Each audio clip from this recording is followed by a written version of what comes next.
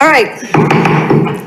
Welcome to the September 2nd regular meeting of the Plan and Design Commission. Please call the roll. Commissioner Incheck. Here. Commissioner Fettner. Commissioner Nanis. Here. Commissioner Henry. Here. Commissioner Mantis. Here. Vice Chair Kirsch. Present. Chair Moore. Here. We have a quorum. Madam Chair, I'd like to recognize City Council Liaison Yumi Ross and Corporation Counsel Marcus Martinez.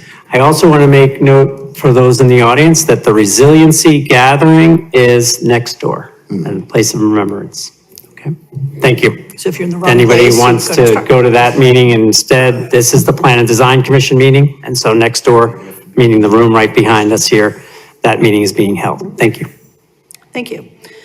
Okay, because of the short turnaround with the last meeting to this meeting, I don't believe there's any minutes to approve, so we will pass on that. That's correct, but they will be available for the next meeting. Yes, wonderful. Okay, our first item of business is DES-2025-00075, a sign package consideration at 186 to 194 Skokie Valley Road. And do I need to read the public hearing statement about that? This one is a public meeting. It is Okay. not a public hearing, so no. Alrighty. Take it away, Mr. Mistretta. Okay, I'll just remind the commission, this is a Planner 1, Anthony Mistretta. Good evening.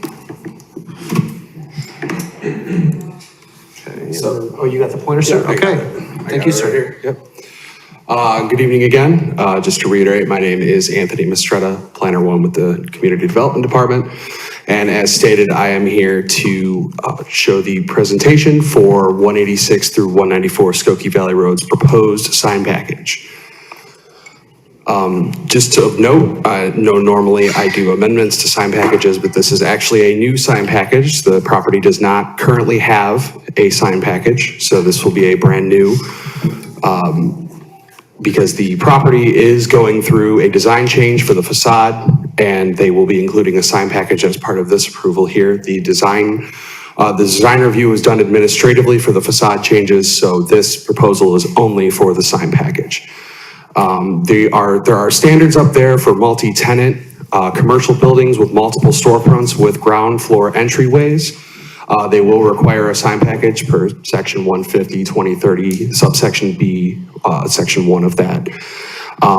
The applicant has applied for all their permits for the design changes as mentioned earlier, and they will be applying for sign permits upon designation of the commission today. There are currently no active tenants at the property right now. However, Enterprise Rent-A-Car is one that's already planned to move into the two spaces that occupy 190 and 192. In the plans you'll see in the packet, there is a sign that shows Enterprise on there. That's just the basis, sort of the anchor for the sign package to kind of show how it will look with them moved in. And the remaining two tenant spaces, as far as the community development knows, will be leased out at the owner's discretion. This is the existing property. This is prior to the changes. I want to make note of that. This is prior to any of the design changes. There will be a partial demolition that will occur as part of the approved design, which will change to a garage for the Enterprise. Some of the office space will be removed in the rear. The proposed sign package, so as mentioned, Enterprise will be taking the two spaces occupying 190 and 192. So one of the signs proposed is a 23 feet 6 inch by 3 feet, about 70.5 square feet in total area, internally illuminated wall sign for that tenant space. This is a larger tenant space because they will be occupying two of the spaces in there technically. The remaining two signs that are proposed are two 30 square foot 3x10 internally illuminated wall signs. One of those would be for each remaining tenant. And then each tenant will be allowed a 2x3 6 square foot informational window sign as well. In total, we're looking at right around 148.5 square feet for the total sign area, with 130.5 square foot for the wall signs, and then an additional 18 square foot for the window signs. Again, just to note, these will be internally illuminated wall signs. That is by right, for this case, for internal illumination in the B3 and I highway commercial districts. Can I make one comment on that, Anthony? Go back to that slide. The only thing I want to point out is just by way of analysis, if this was done, quote unquote, just by right for one tenant and it wasn't this sign package, a tenant is allowed up to either 15% of the area of the wall facade or 125 square feet, which is less. Now, obviously their total square footage goes over the 125 square feet. They're looking at multiple tenants for the whole building, but it is ballpark comparable to 15%, I believe. So the total sign area is 18 square feet more than what the 15% would be. Is that right? Am I looking at that right? Well, sign total. I don't believe it's on. Oh, no, it's right Yeah. there. It says 139. I'm sorry. Yeah. So the walls, so the wall so in terms of the wall signage, their total wall signage is 130.5 square feet. That's less than the 15% if that was applied, which is 139. But then their total with the window signage is 148.5. So I just want to point that out, because that's a way of the commission of looking at it and engaging, reasonableness. What are they asking for? What would otherwise be allowed? Are there any questions about that? Do we have like a requirement for the total sign area?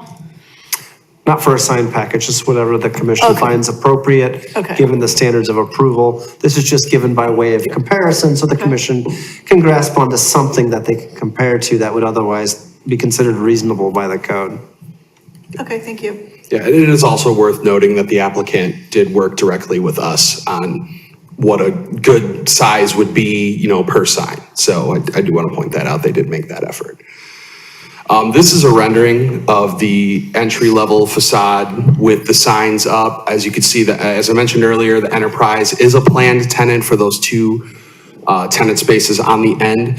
So their sign is obviously bigger than the other two that would be allowed. The plan is to have 3 tenants per the applicant. They can explain more than that if they so choose. But as far as community development knows, the plan is to have 3 tenants, which would include Enterprise. And then these are the standards for sign packages. We've shared these before. I won't go through them in too much detail. And our approval process, we welcome the PDC's deliberation on this matter. And if you have any questions for staff, please feel free to ask. All right, thank you. Does anybody have any questions for staff yet? Yeah, go ahead. So you mentioned that the plan per the applicant is to have 3 tenants. If we approve this and there only ends up being 2 tenants, are they going to have to come back for another design review if they were to replicate the Enterprise sign over the other 2 spaces? No, they do have an alternate. It is in the packet. There is an alternate for 2 tenant spaces if there were if there was another tenant that were to occupy those 2 spaces where it says tenant. There is another plan for that included in there. I just wanted to clarify that the applicant told me that informed me, the community development, that the intention is to have 3 tenants. Perfect. I missed that, so thank you for clarifying. No problem. Thank you. Any more questions for staff? Commissioner Henry has a question. Kind of the opposite of what my colleague asked. It's actually a 4-unit facility. Yes. Enterprise is taking 2 units. What happens if Enterprise leaves and it goes back to 4 units as opposed to 3? How does that impact, how is that impacted by the sign package? I would probably defer to the applicant on that, but it looks like Carl has something. Well, right. So this is what the commission, if the commission chooses, this is what the commission would be approving. If the applicant changes that, they gotta come back for an amendment. Okay, so they'd have to come back before us. Right. Yes. Thanks. All right, any more questions from the commission? All right, would the applicant wish to speak? Thank you. Yeah, you can come. Use the clicker. I'm Mitch Colt. I own GTZ Properties. I'm the owner of the property. owner of the adjacent property. So we're excited to be here. We recently bought these properties that have been in the same ownership for, I think, 50 or 60 years. So we're adding some love that's been lacking for a long time. So this is just a renovation and facelift of this building, and then eventually we're going to come in for the building next door. So we've recently vacated this building. There was a smoke shop, a massage parlor, and a gypsy or psychic. They're all vacated now, so we're about to start construction as soon as we get our permits. And we are signed with Enterprise. It is, as you noted, 4 separate units. We do plan on keeping it 3 units, but if we did ever go to 4, we would maintain the compliance for all signage, but Enterprise has a long-term lease committed here. So happy to answer any questions, but make it look a lot nicer than what it looks like today. So Chair, pardon me, can you just restate your name for the minute taker? Mitch Goltz, GTZ Properties, yeah.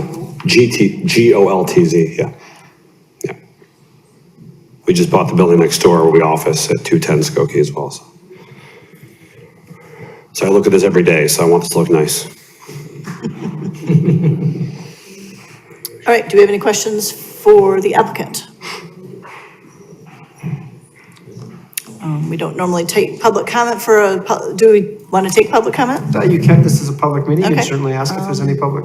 Is there any public questions about this project from the public? Or comments? Any comments? None seen. All right. If I may, Madam Chair, Yes, you may. I would move we approve the new sign package for 186 to 194 Skokie Valley Road as presented. Okay, do we have a second? Second. Please call the roll. Commissioner Incheck? Aye. Commissioner Nanis? Aye. Commissioner Henry? Aye. Commissioner Mantis? Aye.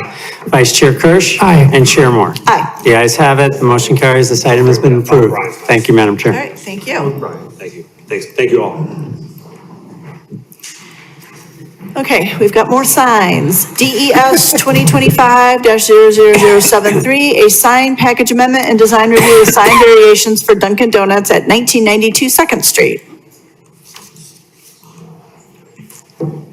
Commission, this is Senior Planner Zubin Coleman. All these staff have presented before, so hopefully they're becoming. It's nice to see everybody back again. The feeling is mutual. Good evening, Commissioners. So here we have a design review and a sign package amendment application for 1992 Second Street, the currently occupied by Dunkin' Donuts. Excuse me. This Dunkin' Donuts is located at the intersection of Green Bay Road and Second Street. There is another Dunkin' Donuts located off US 41. This one is closer to the Central Business District, just north of the area. It's Zone B4-4 Commercial Business District. Past approvals recognize this location as 1996 Second Street, hence why this sign package was approved with a 1-story multi-tenant commercial structure. Currently, there's a Sherwin-Williams, Subway, Athletico, those businesses. This application also incorporates a design review due to a Dunkin' rebranding effort. That scope included some of the exterior alterations is a new orange metal banding across the east facade. You can see the arrow pointed at that lateral orange line right there. They're also proposing to reskin awnings, change the fiber cement siding, repaint the railing, sides, and trim. But there are no new structural alterations involved in this project scope. If this were exclusively a design review application, it would be eligible for administrative design review consideration at the discretion of the Director of Community Development. Currently, there is an existing sign package approved in 2014. It was amended in 2015 to allow opaque signage on the second floor. Right now, the sign package accounts for the following Dunkin' signs, which includes 3 non-internally illuminated wall signs. They're currently illuminated by 3 gooseneck lighting fixtures located above each sign, 3 directional wayfinding signs, and 1 menu board sign. Like I had alluded to at the beginning, also included on this property is a multi-tenant commercial structure that was included and approved as part of the sign package. That includes 5 wall signs.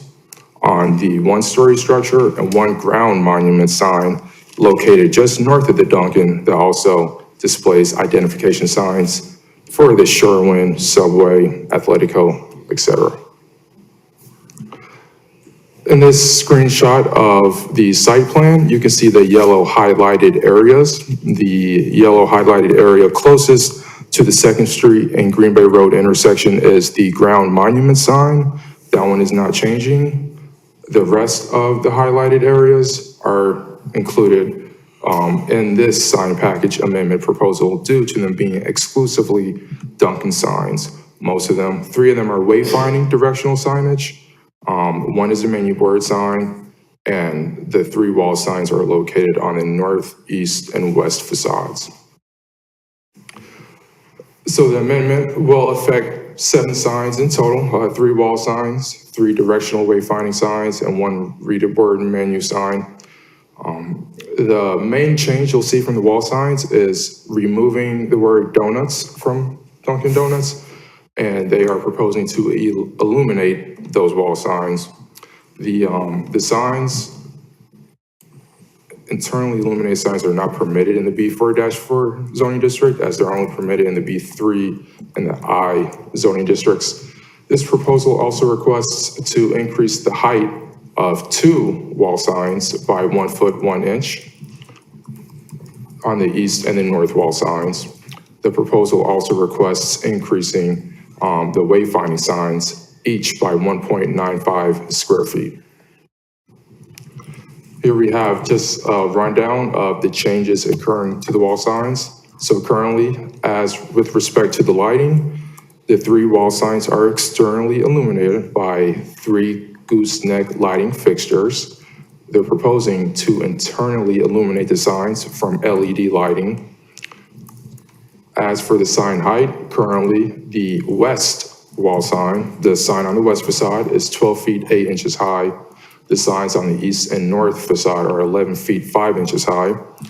The west wall will not increase in height. The east and north signs will increase to 12 feet and 6 inches. So now all 3 signs will be relatively the same height on each of those 3 facades. As for the total sign area, there's actually a reduction in the total square feet. Currently for the wall signs, the cumulative square footage is 127 square feet. The amendment will drop that down to 64 square feet. And as for the total wall signs allowed in this tenant space, there's currently 3, and there's no changes. They are not adding any additional wall signs.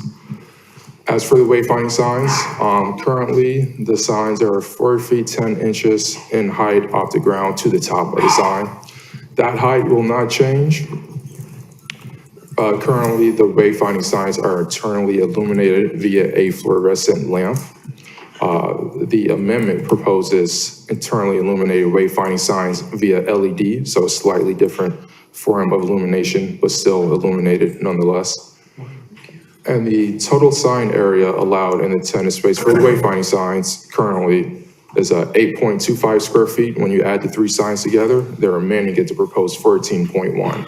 So again, a reduction in the total square footage sign area. Here we have some screenshots of the existing versus proposed side by side in the in the agenda packet materials. 1 page was all existing, 1 page is all proposed. So now we can see them side by side. This is the west wall. As you can see, the height is not changing. Again, the sign face area is decreasing by almost 22 square feet. As for the illumination called out on the plans, you can see the increase in height when looking at the east sign. On the left is the proposed black and white picture. On the right, the color picture. You can see that the sign is now well above the bottom of the 2nd story window, which is the barometer for height, the maximum height allowed for signs for 2-story buildings. And they're increasing that by 1 foot - 1 inch. As well, you can see this on the north side as well. So you can see the exterior alterations that they are incorporating. It's a lot of siding, a lot of repainting, swapping oranges with pinks and vice versa. and obviously illuminating the signs is the biggest request. And here we have just the wayfinding signage in the existing approved amendment and the proposal amendment. Here we have the standards for sign packages. Sign packages shall be approved by PDC unless the PDC shall find the sign package incorporates signage that is either unified and consistent, of a higher quality, and compatible with design materials of the buildings or buildings consistent with the area surrounding the building or property. And as for the approval process and recommendation, PDC has authority over this sign package with the ability to discuss the proposal, to approve, deny, or recommend changes to the plan. Staff recommends that the commission carefully review and discuss the proposed changes. And the last bullet point, that with respect to illumination, knowing it's not permitted in this district, if approved, the commission may want to consider an additional condition that would impose a restriction on the illumination hours while they're open, and also only until 11 p.m. or the time where they close, whichever is later. I'm happy to answer any questions. As for the applicant, I have been speaking with MRV Architects, and we have Mario Valentini in the crowd tonight to answer any questions you have for the applicant. Okay. Do we have any questions for staff? Mr. Henry, please go ahead. Why don't we allow internal illumination and signs in this district, just out of curiosity? Is there more light pollution, so to speak, from internally illuminated signs? I believe that will contribute to it. I believe Director Fontaine has something he would like to add to that. Yeah, that's an aesthetic type of a consideration. Actually, sign code amendment that we're looking at now will allow for illumination of internally. Yeah, I was just curious, because, I mean, the gooseneck lights That's an can external. probably be more directed than That's internally correct. illuminated That's signs. So certain districts in our city have that requirement at this point. And they are not proposing what's called an opaque letter halo lit sign, which is not considered internally illuminated. So they are seeking the internal illumination. Thanks. Appreciate that. Commissioner Nanis has a question. Question, the Walgreens that's adjacent to the property, is that internally illuminated lights, and do they have restrictions that you outlined for those lights? I did not look into that Walgreens. I can find that out and get back to you because I don't know for certain. And that's adjacent to the one-story commercial structure on the others, just. Yeah. Yeah, correct, just to the south. Okay. Yeah, I don't remember what their sign looks like. I will, I don't know the answer to that either, but I will attempt to see if I can sort that out within the next few moments. Thank you. Is there a, what's the word I'm looking for? A mock-up of what these signs would look like at night?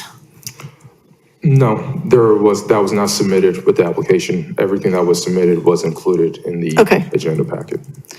Any more questions? Commissioner Incheck has a question. Were there any other sign types that were investigated that would comply with the code versus the ones that are proposed? Are you speaking directly to the wall signs or also the increased wayfinding directional? Internally illuminated. The wall signs. Yeah, wall signs. Staff did communicate with the applicant that internal illumination is not permitted in the zoning district and offered them a option to either continue with the application as is or to provide resubmitted materials with wall signs that do follow the code. But they chose to pursue this option as is. I won't speak as to why, potentially because of a Duncan initiative. So, the applicant can answer that if. Okay, let's go ahead and ask the staff questions first, and then we'll call up the applicant. Commissioner Mantis has a Yeah, question. so just last clarification. So, your condition at the bottom there, so if they close at 8 p.m., the sign could stay on till 11 p.m. because 11 p.m. is later than 8 p.m., even though the business is already closed. Am I reading that correctly? This standard was copy and pasted directly from section, the illumination restriction provision of the sign code. This was taken directly from that. So as it reads, it would be later, but the commission is welcome to flip that condition if they best see fit. Right, right. So that condition of approval is just something for the commission to consider. It doesn't mean they have to accept it or not. Staff just put that up there because if you go to section 150.2007 in the sign code, it has illumination restrictions. And in this district, on specific streets, those are limits, but it would not apply to this property. So, but the commission may consider if it feels appropriate. So should the commission consider this property, a property that should be a condition for, you can place that on there as a condition. Otherwise, don't if you so choose. It's not required by ordinance by default, but this is coming before you. It's part of this package with this request. Commissioner Henry has a question. I noticed part of this is changing from fluorescent lights to LED lights or LED lights brighter. That's correct, Commissioner Henry. That was the wayfinding signage in the 2014 approved sign package. These wayfinding signs on the left above existing were characterized as fluorescent lighting, as now the proposed are LED lighting. So, And LED lighting is brighter. I would assume so, yes. May I just interject there? Oh, Not necessarily. Yep. Any light bulb, the number of lumens that are emitted by a light bulb doesn't matter what type, whether it's incandescent, LED, or otherwise. That's why, I'm kind of wondering why we're worried about fluorescent lights versus LED lights unless there's a significant difference in the number of lumens, so that it's brighter and there's more potential light pollution, because if I remember correctly, I drive by that area frequently. There's residential across the street. This is why we raised it as this might be a location that you want to consider this. Is it required by code? No, but to be context sensitive, and this is a PUD originally and a sign package, this is why we raised it. So let me follow up with another question then. Should we be looking to you, Director, or Carl, or somebody to say, if we're going to approve LED lights or internal lights, if they're brighter, putting a limit on the amount of lumens that can be generated? I mean, it's kind of above my pay grade, but you can do that. I mean, doesn't make any sense. I don't want to be nonsensical about it. Well, I think if the city is taking up the idea of looking at internal illuminated signs allowable in the business district, then maybe that's something they want to consider. Yeah. I will point out that the Walgreens does have internally illuminated lights. It appears, picture up from Google Maps. Okay, yeah, they must, so. Okay, any more questions from the commission? All right, would the petitioner like to come up?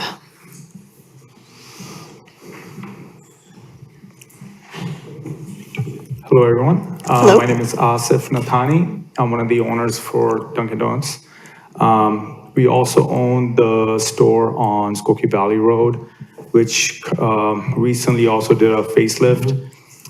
So I know a lot of questions were about, how bright the signs will be. It'll be the same as what you see on Skokie Valley Road. So we're trying to uniform all the Dunkins just to make sure that they all look alike, especially with the signage. We currently did another facelift, the one on Lake Cook Road in Deerfield was also done. And all the directional signs are pretty much standard signs from Dunkin' that we get. So we're just trying to stay standard with them. Okay, do we have any questions for the petitioner? Why no ice cream in that one, like Skokie Highway? I don't think there's room. You didn't bring any materials with you. And I mean the donuts. Any questions down here? Chair?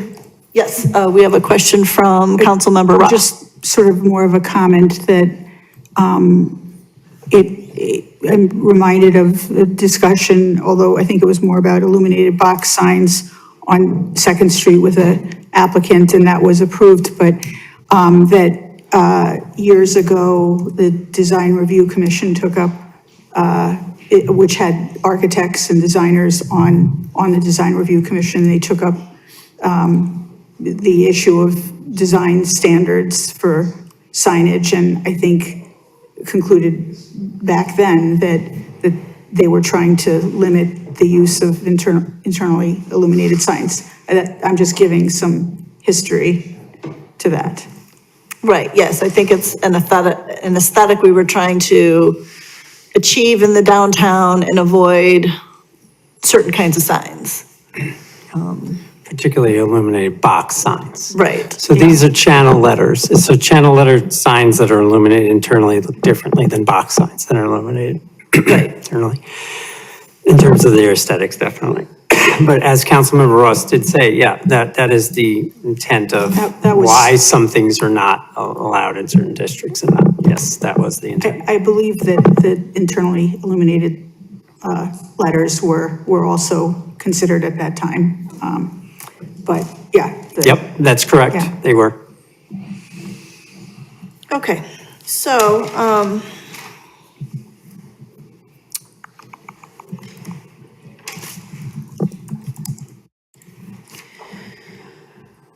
any more questions or discussions from the commission? Would somebody like to make a motion to approve or disapprove? I will make a motion, but is the sense that we want to put a restriction on it or not? Oh, I think, I would agree that we would want to consider, a limit on the illumination and maybe turn it off when the store is closed. I don't know what the hours of the store is, so, We're open till 8 o'clock. okay, Chair, yes, forgive me, and you can also, if you want, you can ask if there's any public comment on this as well. we will do that. So, is there any public comment? Anybody would like to make a comment on this issue? All right, I don't think anybody wishes to speak about this particular issue.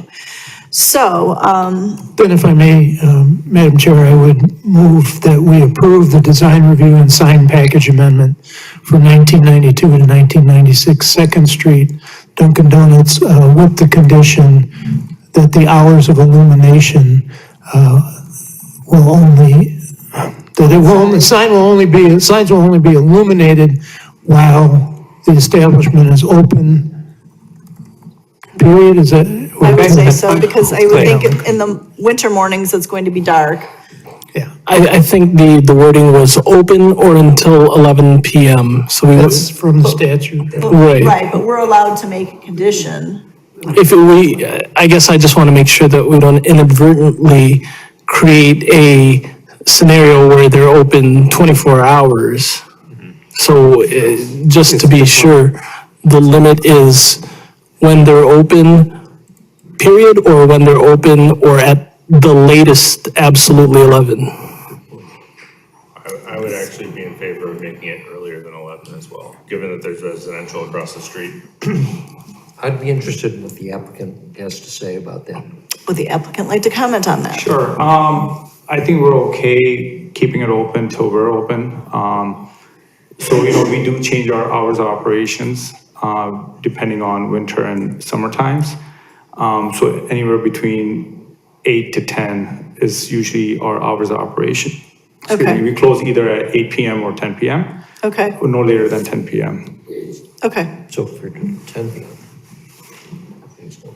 We'll just leave it at 11. Well, yeah, I don't want to run afoul of the, of Marcus. He'll take my parking space. Okay, so I will add that the signs may only be illuminated while the establishment is open or until 11 PM at the latest. Any more comment from the commission about that condition? Okay, so can we get a second? I'll second it. Okay, please call the roll. Commissioner Incheck? Aye. Commissioner Nanis? Aye. Commissioner Henry? Aye. Commissioner Mantis? Aye. Vice Chair Kirsch? Aye. Chair Moore? Aye. The ayes have it, motion carries. Thank you. Thank you, Madam Chair. All right, thank you. Thank you, everyone. Thank you.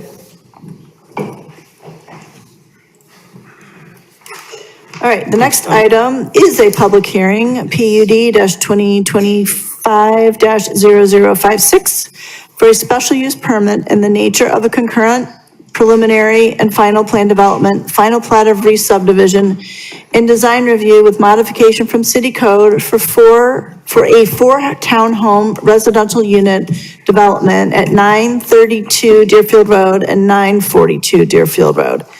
So let me read, Yeah, you do need to read the public, yeah, thank you. what was it? You do need to read the public hearing script, thank you. Yes. So, welcome to the regular meeting of the Highland Park Plan and Design Commission. My name is Karen Moore. A quorum of the Plan and Design Commission being present, the members of the Plan and Design Commission will now introduce themselves for the record from my right. Kristen Incheck. Josh Nanis. Danny Mantis. Steve Kirch. Ken Henry. The Plan and Design Commission is charged with hearing applications for rezonings, plan developments, and subdivisions under the zoning ordinance and subdivision regulations of the City of Highland Park. In all matters, we recommend to the City Council based upon the testimony presented to us in the hearing.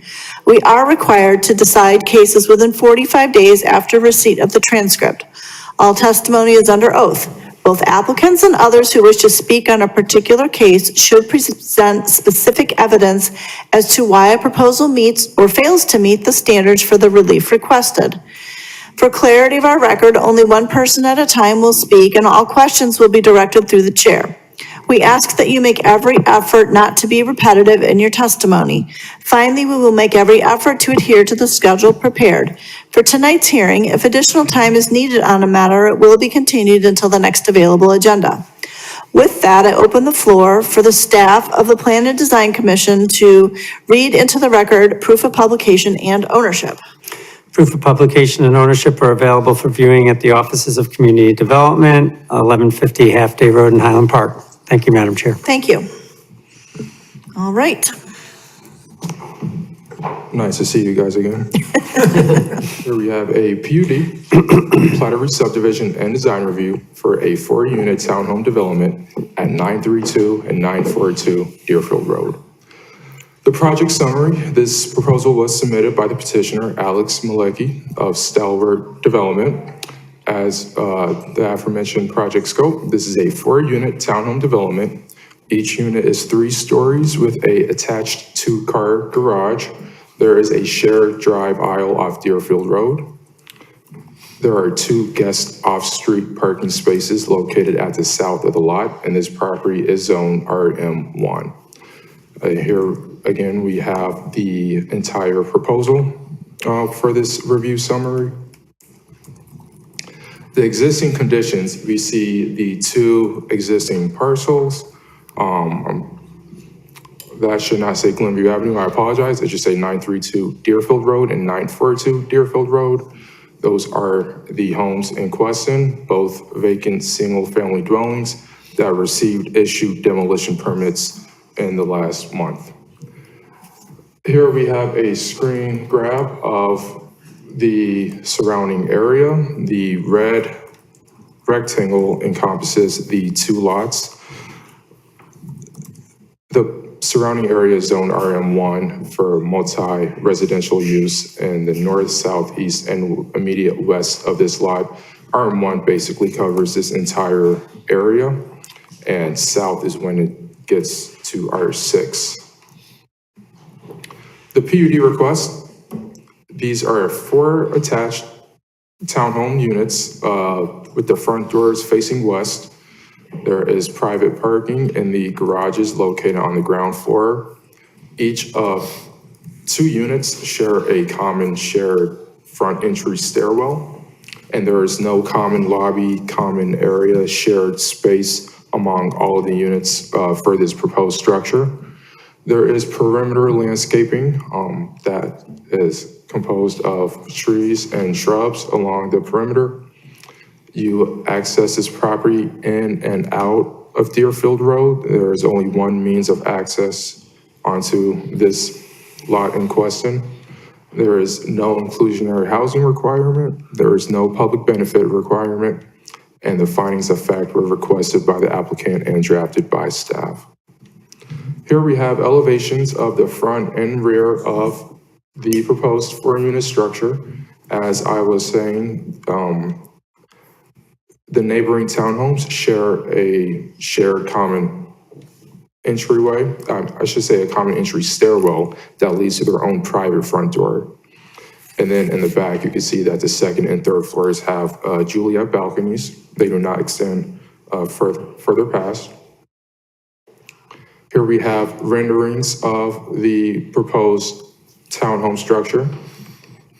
This is the west facade if you are looking east at the structure.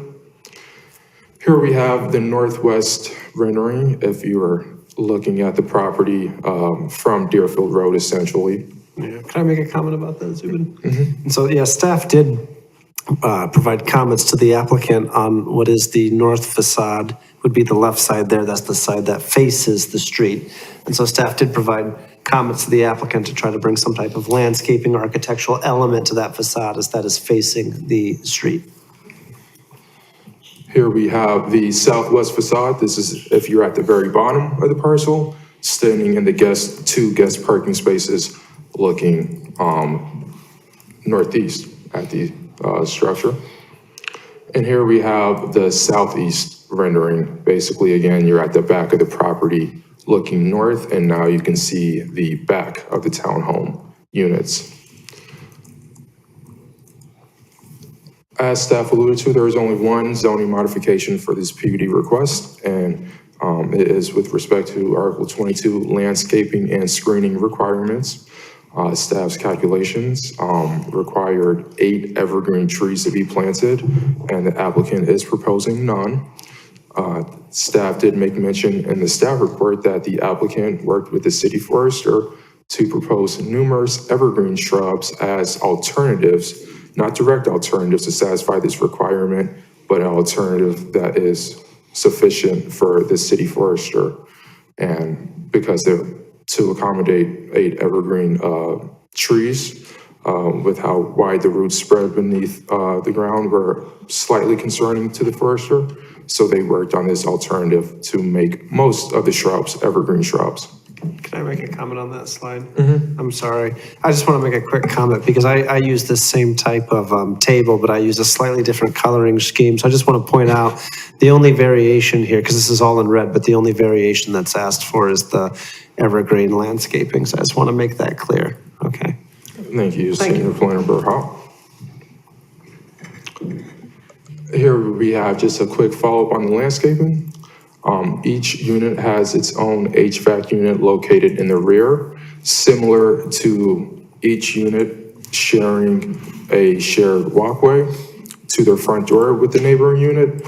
That is the same for the rear. As you can see, the units are located in pairs on the north and south side of the rear of the building. And they are screened by some of the evergreen shrubs that were mentioned in the plant schedule.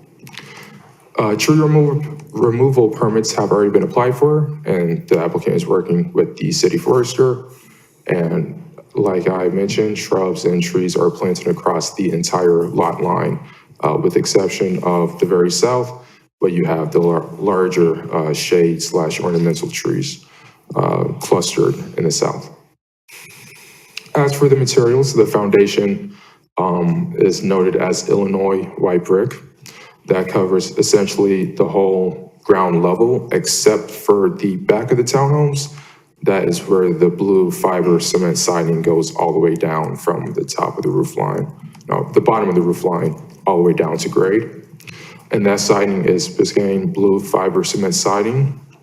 The roof is Atlas Pinnacle Sun Cool Surf grayish shingles, and there is a white metal trim that you can see, not in the above rendering, that's a slightly older pic, you can see it better in these renderings, that the white trim is for the entry commonways And the black trim is mostly for the windows and the garage door. As mentioned, the off-street parking requirement is being met for this proposal since there are 4 units. Each unit requires 2 spaces per dwelling unit. Each unit has a 2-car garage. And for the guest parking spaces, since this is below 5 units, there is a requirement of 0.5 spaces per market rate unit. All these units are market rate, thus only requiring 2 guest parking spaces, as you can see on the screen located at the south of the lot. No public benefit is required for this. The applicant is not proposing any modifications to the bulk and density Chapter 150 zoning requirements. And this is also a lesser scale than some of the planned developments that I'm sure this commission is used to reviewing. So for those reasons, the applicant is not proposing a public benefit because no public benefit is required. The design review, the applicant provided a response to the Chapter 176 design review standards that was included as attachment 7 in the agenda packet. The applicant also provided a site plan, landscaping plan, lighting plan, elevations, renderings, and other materials that are accustomed to when reviewing design review applications. And I did want to just mention that the fencing standards are met across all the lot lines. Here's a plat of re-subdivision. Like every re-subdivision, the applicant will have to bury all utility lines. The proposed replat complies with the Chapter 151 subdivision requirements. This, viewed as a minor subdivision, was originally reviewed administratively, but is now being included as part of this PUD review, since this application initially came as a design review, but has since been changed to the PUD to come to the commission tonight. Can I make one comment on this one? So the only quirk here, and it was in the staff report, is there's just a condition of approval that the structures be demolished before the plat's recorded in order that it complies with the zoning code. Otherwise, right, it's as long as that condition is met, this is a minor expedited plat, but since it's with the PUD, it's accompanying the PUD. And then I'll just point out that the applicant has been issued the demo permits. They just have to see that through, obviously. Thank you. Housing Commission review. There is no Housing Commission review since this development proposes less than 5 units per section 150.2105 subsection A of Article 21 in the inclusionary ordinance. It's not subject to the inclusionary housing review due to it just being 4 units. And some other comments. There were a couple interdepartmental comments included in the staff report.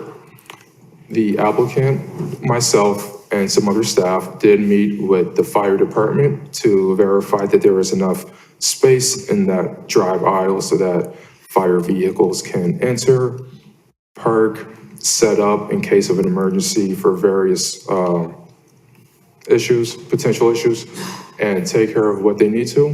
The fire department was okay with the minimum 26 foot from lot line to the westernmost side of the building, and it's staff's recommendation to potentially include a condition to make sure there's no parking signs in the drive aisle to ensure emergency vehicular access.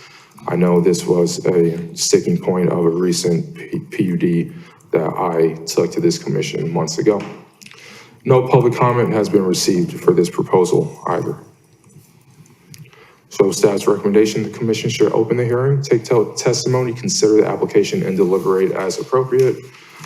As stated already, the applicant did direct staff to draft findings of fact, which are included as attachment 9 in the agenda packet. The commission should deliberate and, if appropriate, adopt the drafted findings of fact. I'm happy to answer any questions. We do have Alex Malecki in the crowd tonight to answer any questions for the petitioner. All right, thank you. Does the commission have any questions for staff? I have Commissioner Imchek has a question. I have a couple of questions. One, I'm not sure if you all will know the answer to this. It's kind of a niche question. In the tree list for this property, it looks like there's an invasive tree. The Chanticleer pear is a type of calorie pear, which is an invasive species. So I would just like double check that that is supposed to be there in case that somehow slipped through. Okay. The other comment I was going to make is just that I appreciate Carl's note about making sure that there's some architectural interest on that side of the building that's facing Deerfield Road. I don't love that the units are oriented toward the inside of the parcel instead of facing outward toward the street. So at least having something interesting architecturally or some landscaping along that side of the building, I think would go a long way as people are walking down Deerfield to have a better experience. Thank you. I had a quick question. I hope it's quick. So I noticed that we have the requirement that there's a half a space for every unit, which means 2 extra guest parking spaces. But if one of the guest parking spaces is handicapped only, that really just leaves them with 1 space, which I guess is the way it is, that there's really just going to be 1 guest parking space unless one of the guests is handicapped and can park there. But everybody else is going to be stuck out on the street or somewhere else if they want to park. But that's not really for this project to decide upon, but it might be something for the department to look at in the future. Thank you, Chair. We'll make note of that, but yes, you are correct that 2 guest parking spaces per code, 1 ADA space is required. So that would take up 1 of the guest parking spaces, essentially.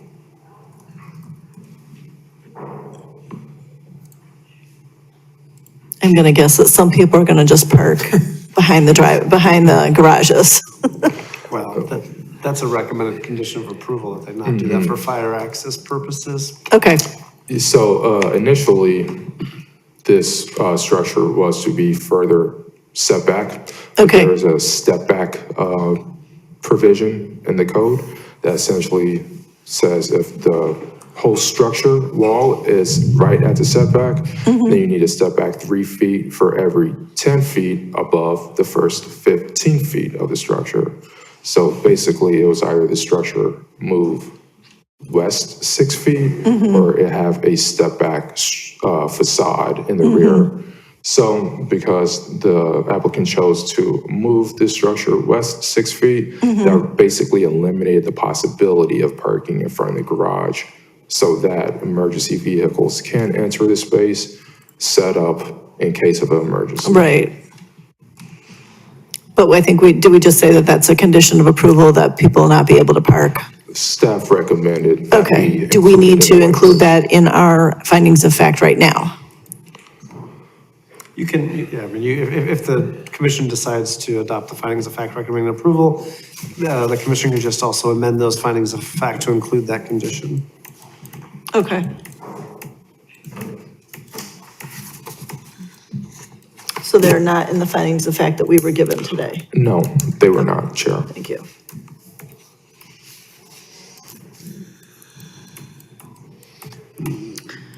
Any more questions from staff, from the Plan and Design Commission? For staff. All right, would the applicant like to come up and speak?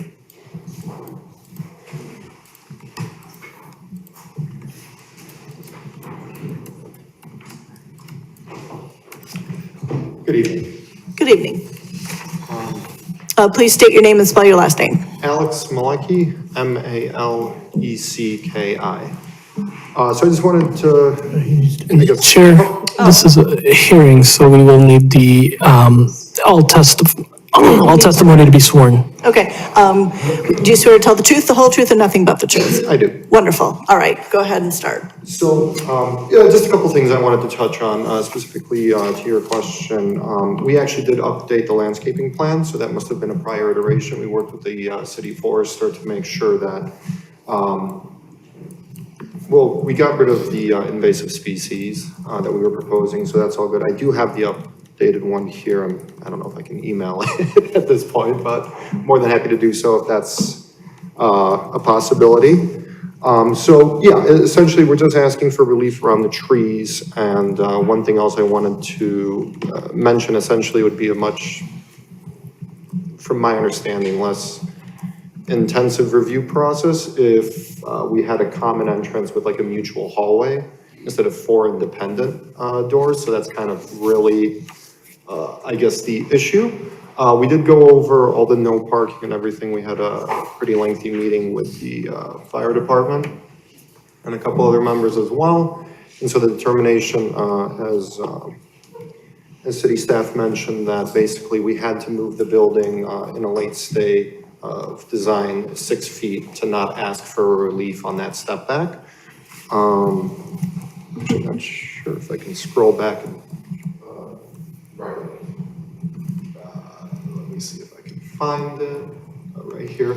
So if you note about the third building, like the one immediately on the right there, that's essentially the same design that we're following, except I guess they somehow snuck by without that 6 feet to the 6 feet to the west. So I just wanted to bring that to your attention. So I guess that was built, if I remember correctly, 3 or 4 years ago. So that's about it. I'm not sure if I can answer anything else. Okay. Do we have any question? Did you bring any samples with you of the building materials? I did not, no. Okay. Perhaps next time. We would always like to see those. Sure. Does anyone from the commission have a question for Mr. Malecki?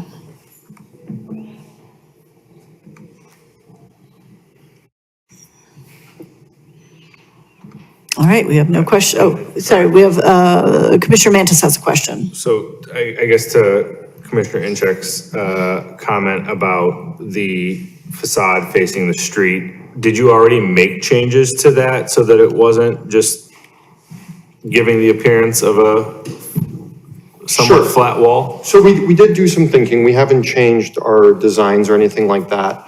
So of similar buildings in the area, similar to the one that I just pointed out, essentially the only difference, we do actually have a little bit more extensive landscaping in the front to beautify the front. We can add some windows on the front. For example, adding a window to the garage, I don't really see the point, but again, if that's the design aesthetic we have to follow, we're more than happy to comply. The only exception is in the rear of the building on the 3rd floor is the master bedroom. And the way that the layout is, it would make most sense for the person living there to put their bed up against that wall, just for kind of like the flow of the room. So that's the only place where we wouldn't want to add a window. Nobody wants to have their back to a window in their bedroom.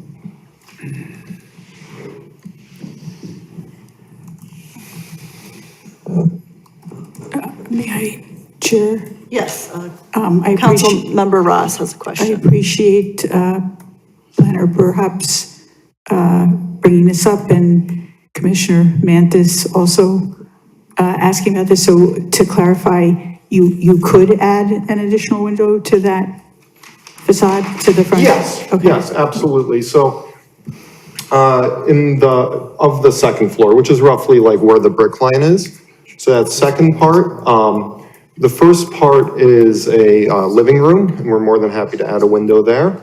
In the rear of the building in this current orientation, that's the kitchen, which the current layout does allow to add a window. And then above that on the 3rd floor below is one of the 2 bedrooms on that side, which would also accommodate a window. Just for reference, Madam Chair, there was a bit of facade articulation and windows were included in that facade of that other 4 unit that was approved about 5 years ago. Yes, I remember we had discussions. I'm looking at that, right now on Google Maps. There's multiple windows in that side of the facade. Yes, because we were concerned that the east side was blank looking. Industrial. Mm-hmm.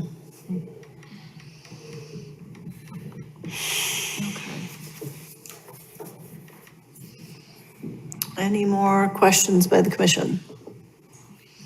Do we have anybody from the public who wishes to speak on this? All right, please come up one at a time, and I'll swear you in. And you'll have 3 minutes. You'll need to speak to the microphone. Carl, perhaps you can, there we go. And Roberta Jacobson? do you swear to tell the truth, the whole truth, and nothing but the truth? I do. And can you please state your first name and spell your last name? Roberta, Jacobson. Thank you. I'm concerned about the lack of parking for guests. I'm not so good with my orientation, but I believe the building that I live in, 1534 McDaniels, is directly south of, it's south of Deerfield Road, it's south of that building. And we're blessed with parking, but I want to make sure that that's not going to be a problem for us when this new building doesn't have the parking for guests. So that's my concern. Okay. And there's parking on your street, is that correct? There is parking on my street, but we have a lot of building access parking lots. So I'm concerned, is there going to be a fence then around their building that guests just can't walk through, you have guests, they're creative. If they see an opening between trees, see spaces out there, I just don't want it to be a problem that I have to address later on. Okay, thank you. Next, please, I think the lady in front here in the gray, you were next.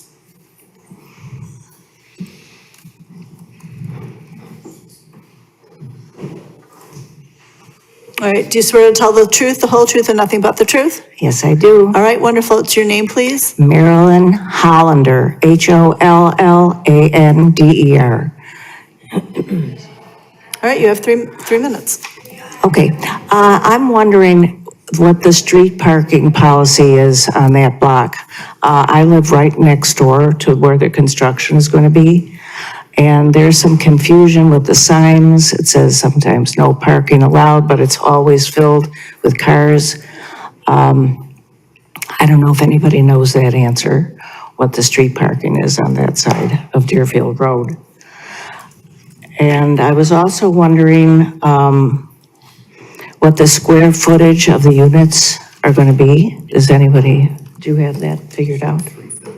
Of each unit? We can answer that question. I'm sorry. After you're done with all your questions, then we'll answer them. Oh, okay. So the most thing I'm concerned about is the traffic on that area of that street, and also the street parking, correct answer to what is available, what's allowed, and what hours. And that's it. Thank you. We'll get you some Thank you. answers. Thank you.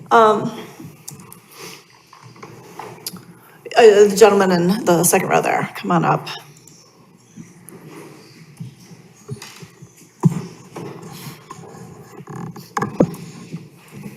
A little bit of a tag team. I'm Louis Jacobson. I live at 1534 McDaniels. Okay, and you swear to tell the truth, the whole truth, and nothing but the truth? Yes, I do. Great, thank you.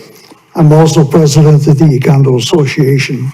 I am concerned with that we don't have any information on the proposed fencing and plantings on the south end of their end, which directly impacts one of our driveways around the building. We have a full set of driveways all the way around the building. And that's my question. Okay, we'll take a look into that in just a second. I think you were next.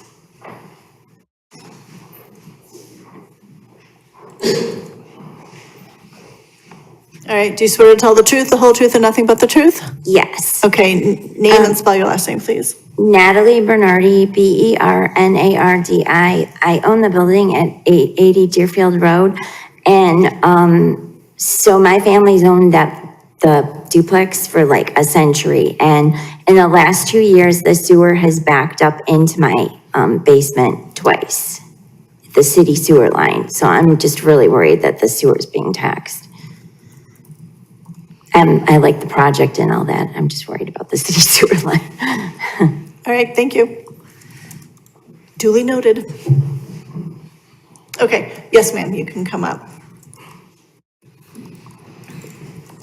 Okay, do you swear to tell the truth, the whole truth, and nothing but the truth? Yes, I do. Okay, name, please. Hope Salmanoff, Salmanoff. Okay. Okay, I also live at 1534 McDaniels. And McDaniels is a little street and it's very busy. And I'm concerned that people visiting the new townhouses will park on McDaniels as close as they can to the corner so they don't have to walk far. And that will reduce McDaniels leaving onto Deerfield Road to one lane. So the people there, you can line up 3, 4, 5 cars trying to make a turn. And then there's the people trying to come and turn onto McDaniels. And if the cars are parked right near the corner with one lane, it's just a traffic mess. All right, thank you. Okay, would the applicant like to come back and answer the questions about the square footage and maybe show us the fencing plans? So I think there was a concern about the fence on the south side of the property. Yes, so we are proposing a fence there, so nobody's gonna be willing or able to walk through and park in your guys' parking lot. Most of the basically, if you are familiar with where Deerfield goes from 2 lanes into 1 lane, so we're about right there at the border of like the property line. So before that and encompassing all that, there is street parking as well for the townhouses on one side of Deerfield and on the other. As far as the square footage of each unit, they're going to be approximately 3,000 square feet each. As far as the sewer line is concerned, we are obtaining our permits from not only the city of Highland Park, but also the North Shore Water Reclamation District. So I would defer to them for any calculations regarding sewer capacity or anything like that.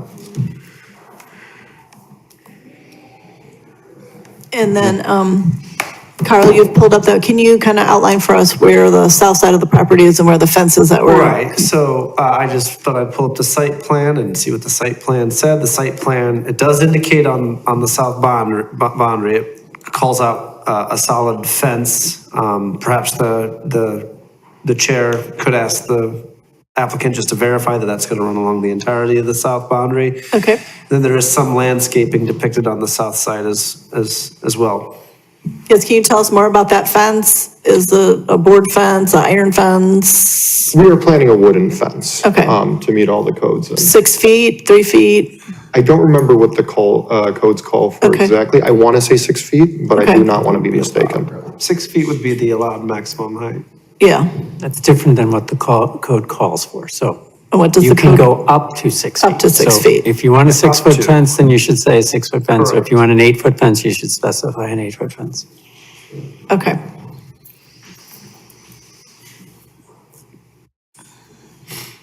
I would suggest when this comes back that it includes, you've got the samples for the building as well as the sample for the fence.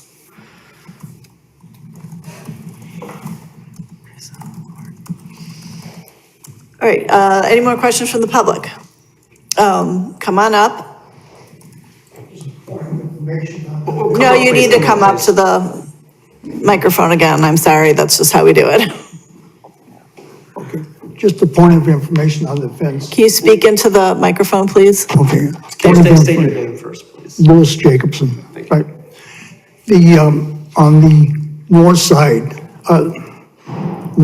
of our building area, there's a continuous fence across many, many properties. It's all the same height. So his fencing should coordinate with the other fences in the area. Otherwise, it will look very strange. Okay. Thank you.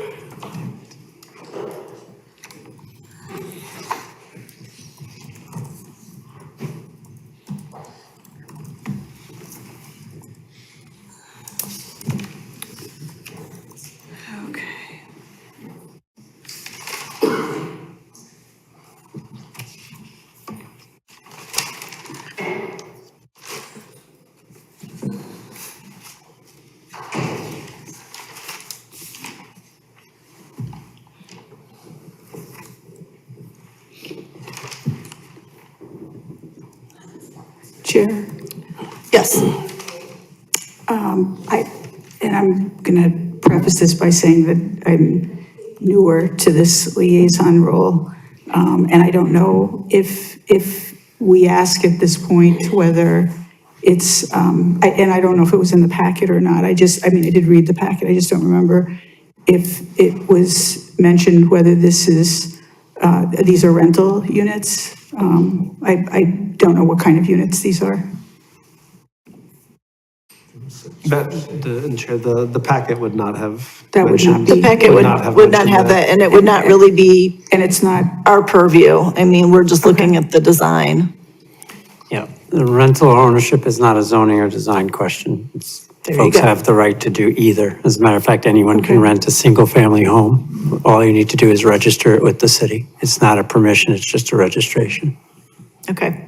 Chair, I'll just add one more thing in terms of rental versus ownership. Sure. It is required that the applicant submit, if they have it, whether they've made a determination as to rental or ownership. If they have not, then they haven't. You can't submit what you don't have. Right. But to the extent that they have it, to the extent that they know, it's fair to ask. Good, thank you. Yeah, like I said, it doesn't really matter for what we're doing here. Thank you. So, Commissioner Imchik had a question. A comment on packet page 101, there's a note from the applicant that says that they will be for sale, intended for sale. Okay. Thank you. Thank you. Okay, do we have any more comments from the public on this one? Okay.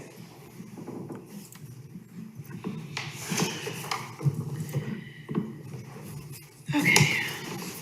And I'm sorry, were there findings of fact in the packet for this one? Or we So need to direct there findings? are at the applicant's request, which is not a recommendation from staff. And so the commission has several options available. The commission can adopt the findings of fact recommending approval. The condition can adopt those with conditions, or the commission can also, having given feedback and wanting to see changes or more information, can continue this to 2 weeks as well to the next meeting.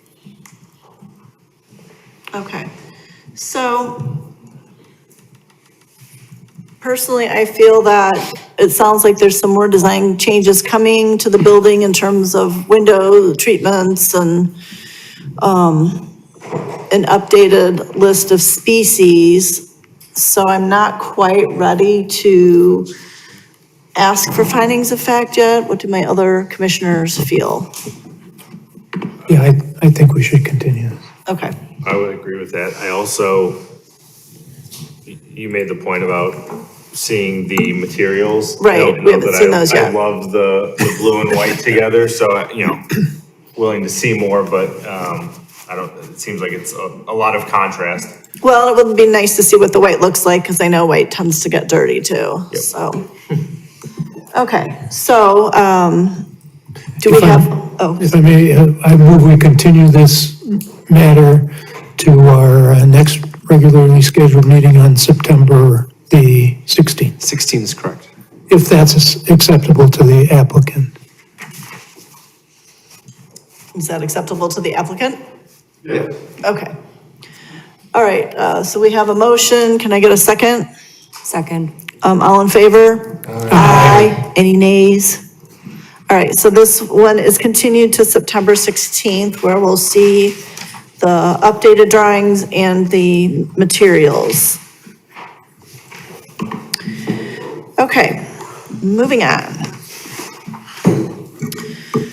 Now we have a public hearing, PUD-2025-00051 for a special use permit in the nature of a concurrent preliminary and final plan development, final plat of re-subdivision and design review with modifications from city code for a 5-story, 19-unit multifamily development at 1632, 1640, and 1646 Second Street. This has already been opened, so we do not need to read the statement. Okay. Perfect. Just a minute, please.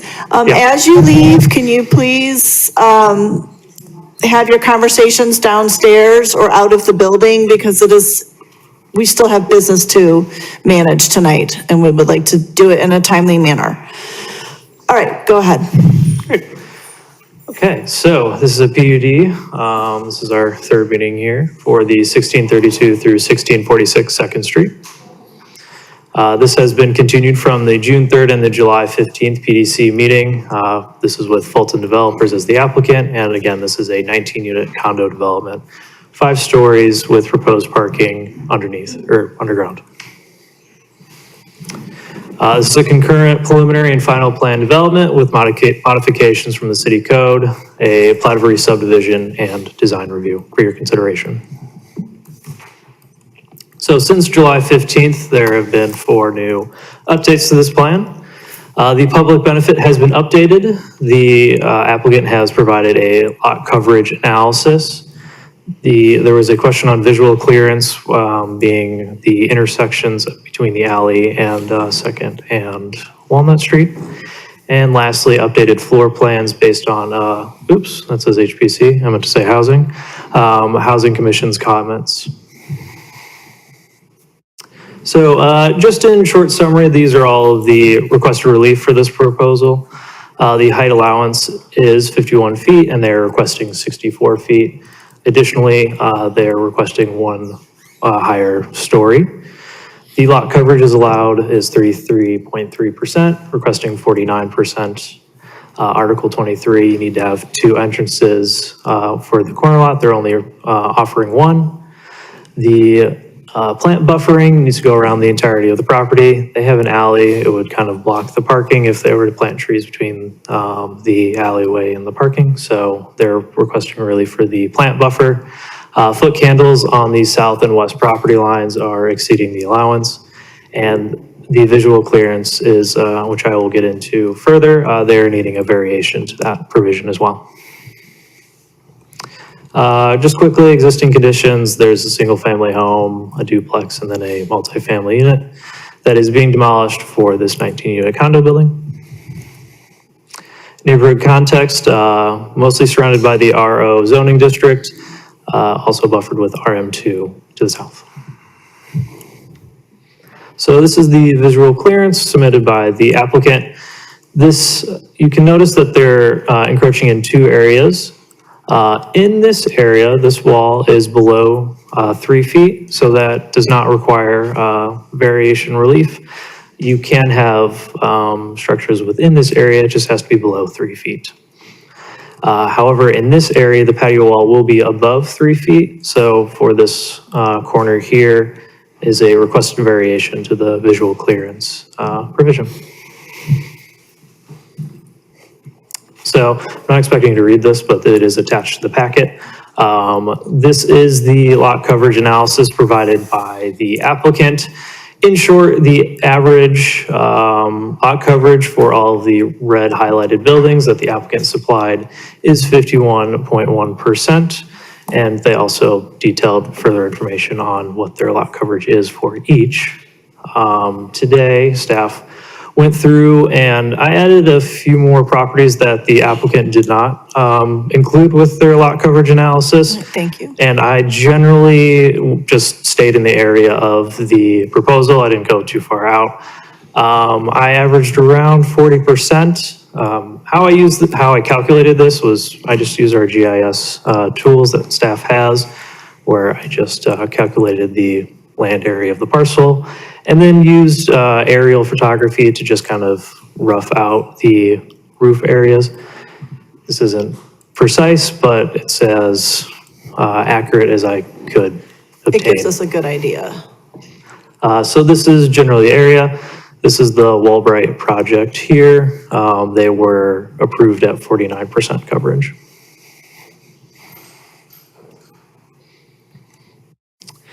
So on August 25th, the Housing Commission failed a motion to approve the preliminary inclusionary plan. And the matter was continued to the September 10th housing meeting. The applicant did supply some updated floor plans last Friday. Staff has not fully reviewed those as they were essentially just posted in the packet and provided to you. And housing has not been able to look at this either. They will be looking at this for the September 10th meeting. But the applicant has edited their floor plans to, one, separate the affordable units. They used to both be on the first level. One will be located on the first level, and now another will be located on the second level. And additionally, they previously were just both 2 bedrooms. Now one is a 3-bedroom. So it is more in line with the affordable code and less of a departure. They are still asking for a payment in lieu of 1 unit, and they're still only offering 2 units. So that is something that the Housing Commission will be reviewing on September 10th. And here's just 2 snippets of the new inclusionary floor plans. This is the new 3-bedroom on the first floor. And this is the new inclusionary unit on the second floor.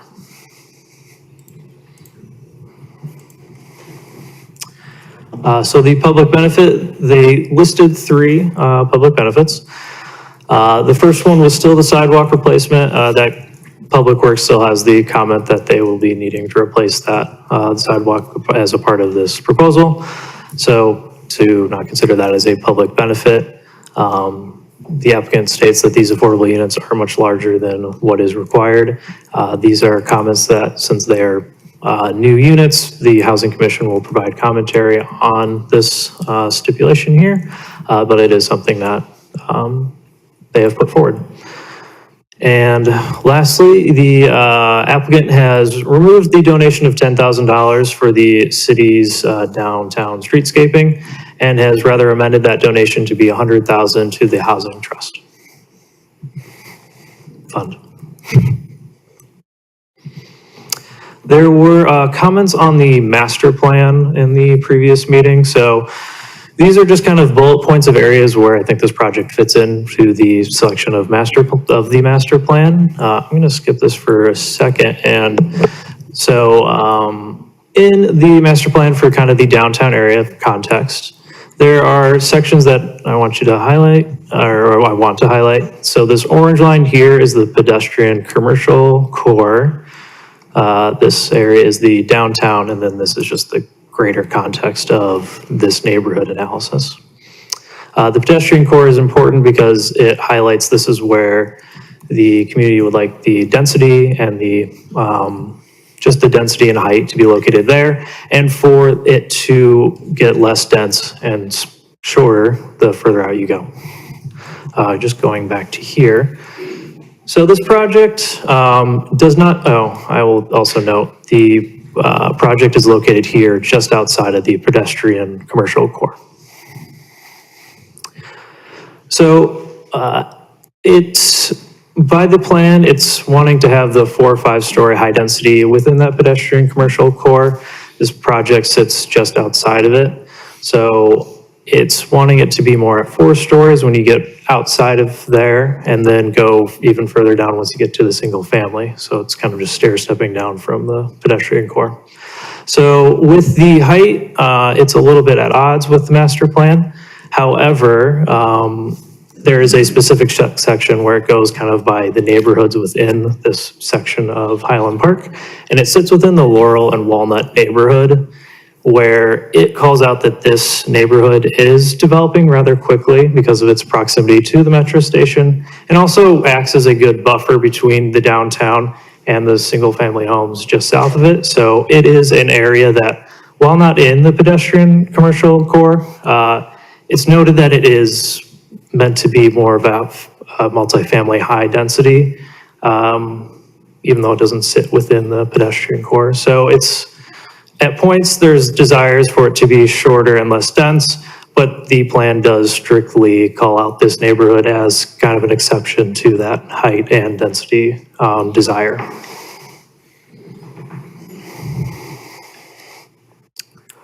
One more comment that I didn't include here. There was one comment on the drop-off area. Public Works is still discussing it. They're also talking with police. I would like to get you comments as soon as I can. They're more inclining to go against having the cutout because there is parking on that street already, but I want them to have full context and provide full comments, but they're leaning more towards questioning the purpose. But yeah, so other internal comments, interdepartmental comments were included in the packet. That was kind of the only one that would be outstanding at this time. And we received 4 additional public comments for this meeting. So the recommendation is commission should reopen hearing and take testimony considering the application and deliberate whether to direct findings of fact. And if you have any additional questions, I'd be happy to help. Great, thank you. Does anyone from the commission have a question right now? Commissioner Hernandez does. Yeah, question on the corner visibility. Yeah. So you said that it's asking for a variance because the wall is up. Just from my understanding, could the applicant or someone like put like 4-6 foot arborvitaes there and that would be compliant? I'm just trying to understand what's. So it is structures, it doesn't contemplate plantings. I do realize that sometimes it is a little at odds when you could plant a 6 foot arborvitae and some people get their security and blocking from that rather than putting a fence, but the rule is structures, not plantings. Got it. But planting is okay, but. I would need to check, I would need to check that. I would need to check that and follow up on that, which I'm gonna do right now. All right.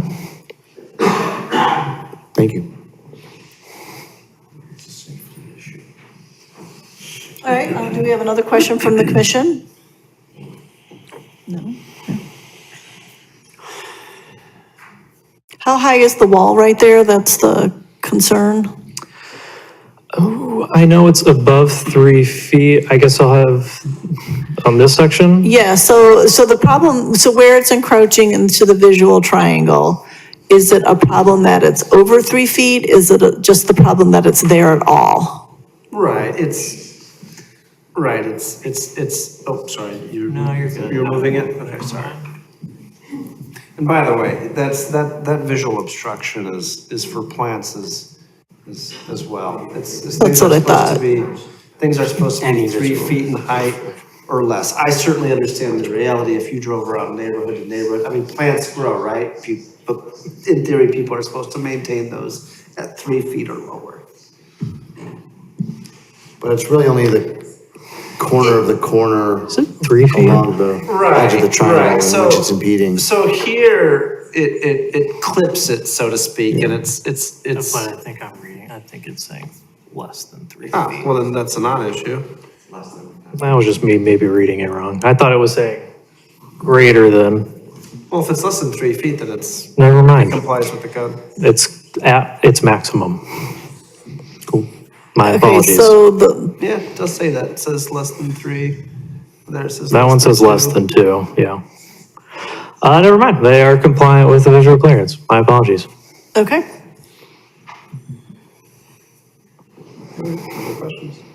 Any more questions? Would the applicant like to come up and speak? There goes my presentation. Really geared up to talk about the triangle. Now I have nothing to talk to you about. Yeah, could you do this one? The 24-page PDF.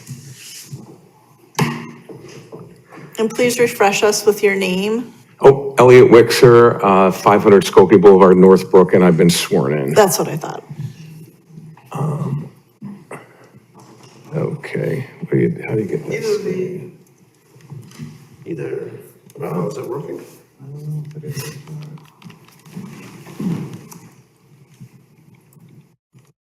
Well, I'll have to click for you. My apologies. That's okay, just go to page 3 to start.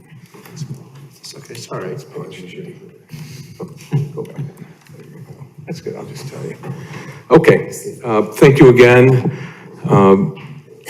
I feel like I'm on my old days in the Plan Commission. I've been here so often. Oh, it is, okay, on this particular project. So thank you again. I think we've seen everything there is to see on this, but I just do want to point out a couple of things on the On the screen that you see up here now is the immediate adjacent area. And one thing that I noticed when I was looking at this is the context of the, the actual property. You see the Walton property, the subject of this application in white, and then the other properties in orange. You can kind of see the context of just the footprint of the other properties, and that, I mean, it's not exact science, but certainly, the Walton isn't the biggest, largest property, and I think it fits nicely into this property. Second, the building across the street, building number 4, it's a 5-story building. There's no, in the 5th floor is not set back from the facade of the building, unlike the Walton. So the height and the bulk is really magnified by that compared to, again, the Walton and the step back, if you will, of the 5th floor. And all the properties that we have shown in the immediate adjacent area here are 5-story properties. We think this development in the highest density district in Highland Park is appropriate in terms of the height. I would also say one thing we didn't address last time is the distance between the building to building is really large because of the setbacks. The Walton setback, by code, in the front yard is a 5-foot setback. It is set back, however, 25 feet to take into consideration the size of the building, so it's not, kind of hanging over onto 2nd Street. And in addition to that, then you have another 10 feet on the 5th floor that is, set back from the facade, if you will. And the distance between building to building is 120 feet. So it's quite substantial, actually, when you look at it. And when I, asked the developer to make those calculations for me, because when I looked at it, I said it's quite that large distance, and I just wanted to let the Plan Commission know what I saw there. In terms of lot coverage,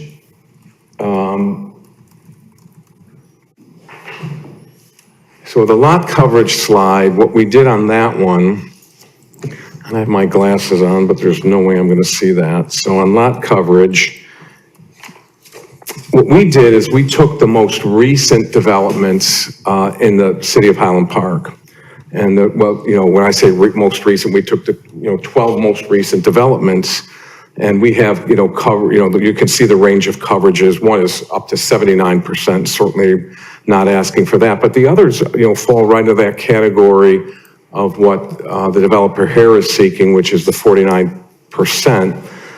And you can see, at least from our calculations, the properties at 1601 Green Bay, which is, very close adjacent to this development, the property at 650 Laurel, those properties are all consistent with the 49% lot coverage. I just wanted to point that out because we had the competing slide from the city.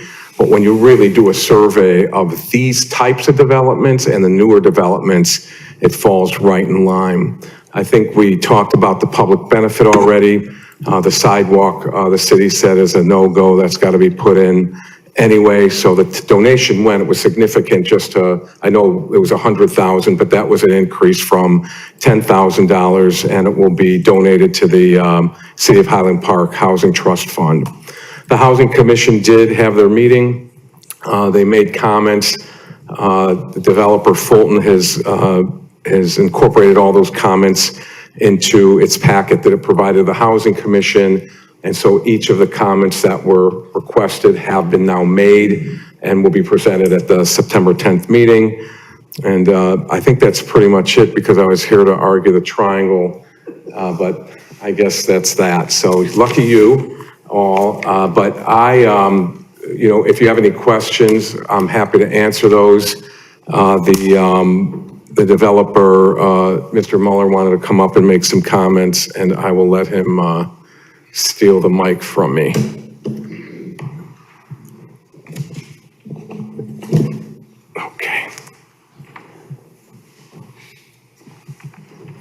Good evening, Commission members. Good to see you again. I am Mark Mueller with Fulton Developers. At our last two meetings, we had the chance to walk through the project in more detail.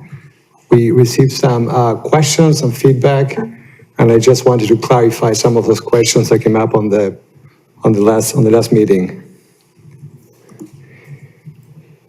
In regards to the height of the building, I think we expressed the fact that the height meets the 5 stories around this property that is consistent with what was approved in the RO zoning district.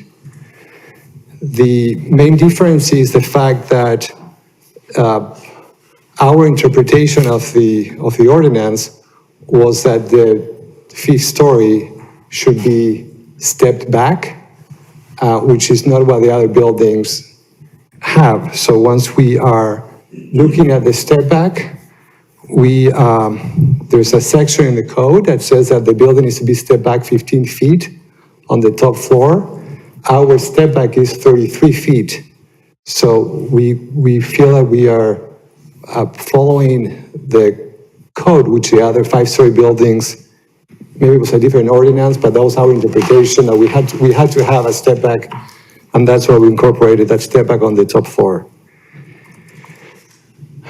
I believe we mentioned the fact that we are going beyond the 5-foot setback from the property line. So instead of 5 feet, we have 25 feet, which further minimizes the mass and bulk of the building. Just for context, we have the pictures of the other buildings. This is a building directly to the north, which is also a 5-story building. It appears to be almost another story elevated. The first floor has that long ramp, and there's no step back on none of the buildings that are near the Walton. In regards to the lot coverage, I believe that what we were analyzing were the buildings that were approved by the City of Highland Park within the last 15 years.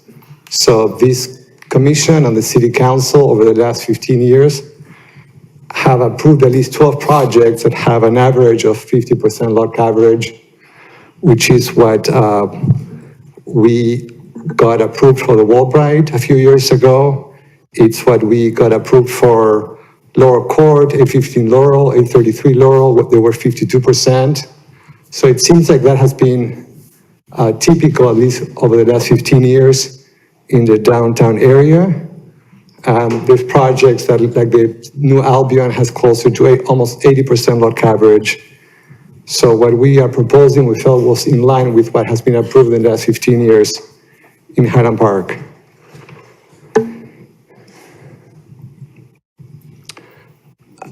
In regards to the passenger loading zone, I think that's something that we might need to address. We wanted to have the chance to address that with Public Works.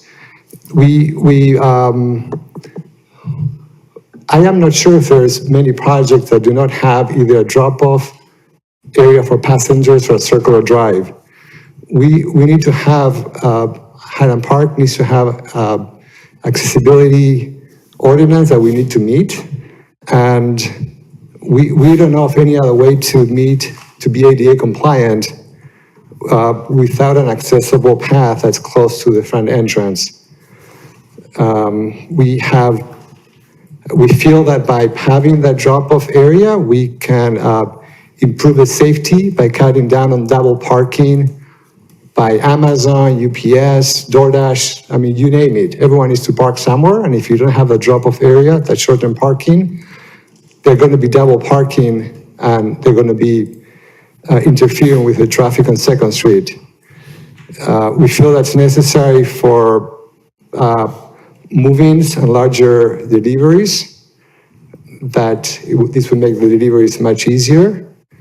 And we are removing 2 curb cuts, so we're not really losing any parking spaces. We're actually gaining a parking spot by removing 2 existing curb cuts.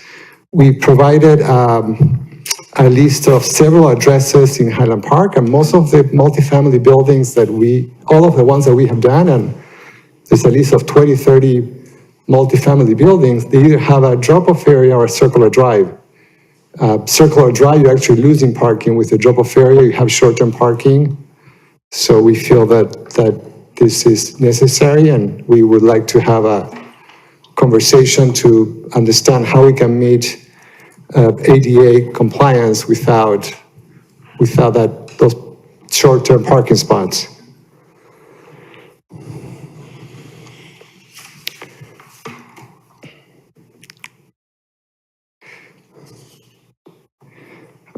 Everything else was mentioned by Mr. Wixer, so I don't want to repeat myself, but I'm happy to answer any questions you might have.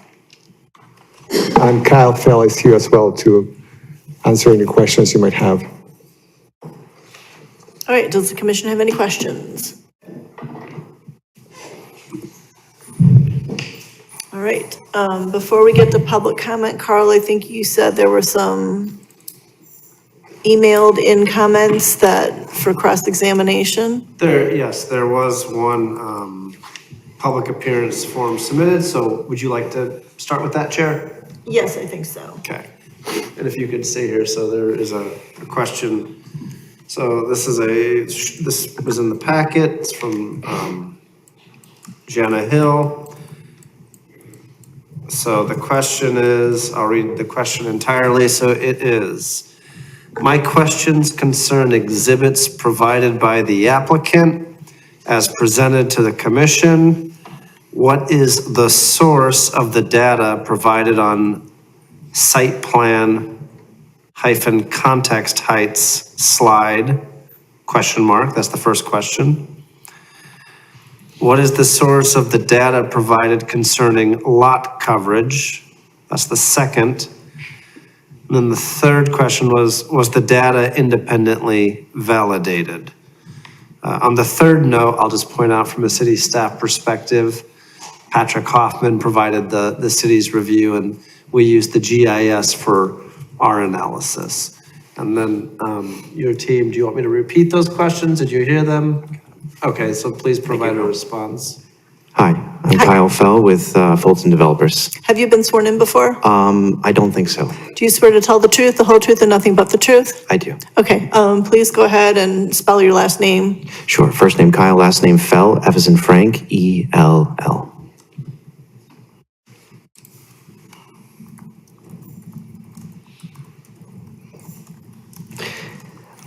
To address the first question, what is the source of the data provided on the site plan context heights? I would like to refer to sheet A 0.03 titled Site Plan Context Heights. The number of stories reported on the surrounding buildings were done through a site walk, and as I counted the number of stories per building, the approximate height, as we've labeled on the sheet of the buildings based, was on an average floor-to-floor height of 9-foot ceilings plus 2-foot structures and other plenum, and additionally adding a few feet for grade, parapets, roof lines, and etc.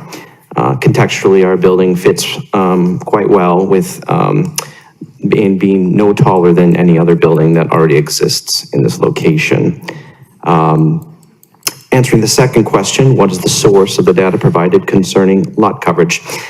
We too also use the GIS mapping system of Lake County and Highland Park to calculate the square foot areas of the plots, as well as the square footage of the building outlines, from which we calculated the lot coverage, very similar to the way that Planner Patrick has done so in the same manner.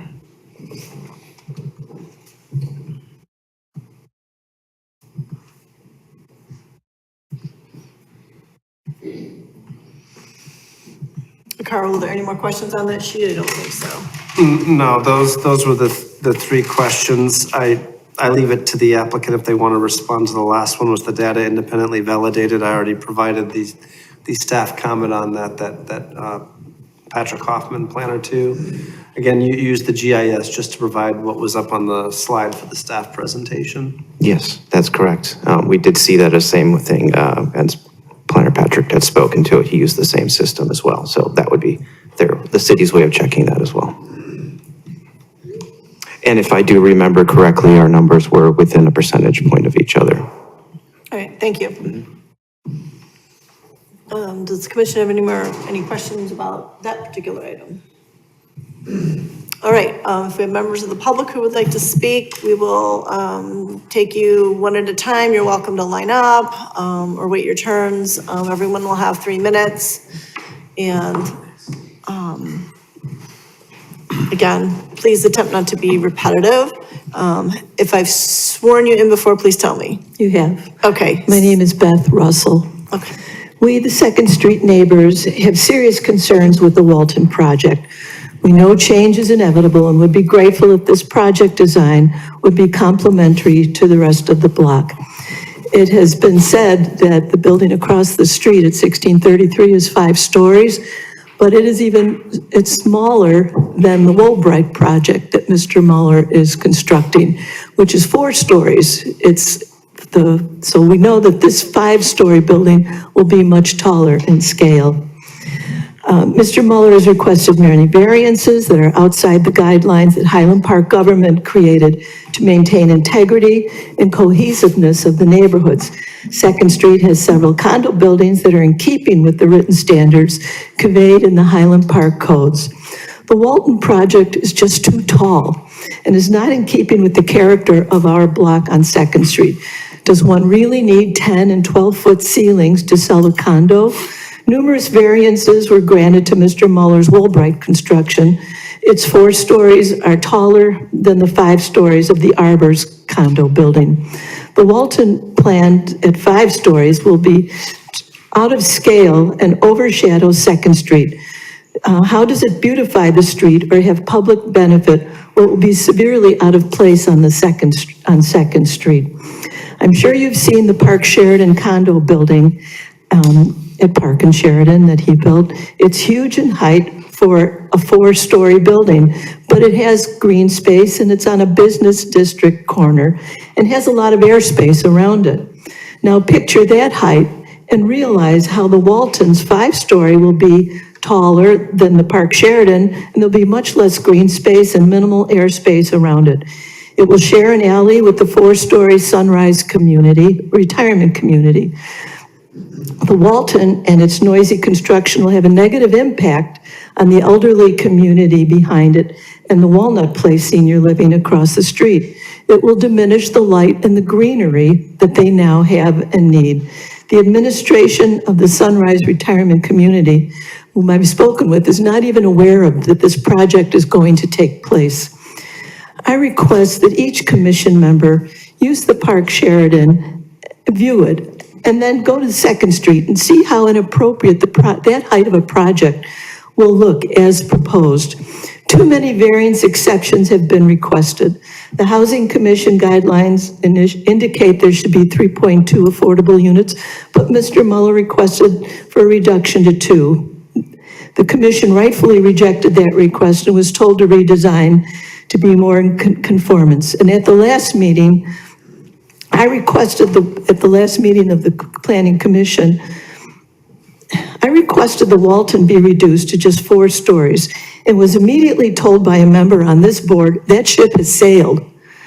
How could this have been done in a deal in its very early stages of the commission process of input, variance requests, and public benefit? For the Woolbright, we requested to have the driveway on LaSalle, not Walnut. It upset Mr. Muller, who said he'd pull out if he had to change it. And he's already said that in a previous Walton meeting.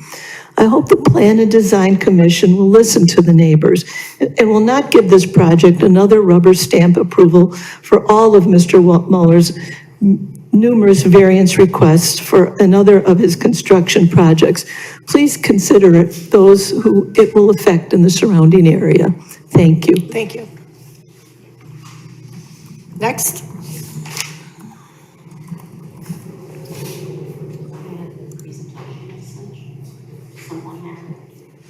I sent you an attachment and there's supposed to be some slides. And I was told by Patrick that those would be available. Okay, well, give me one moment. Jana Hill. Okay, let me just make sure I can pull it up. All right, thank you. Just give me one moment though before you start. Have I sworn you in previously? You have. Okay. Jana Hill, Hill.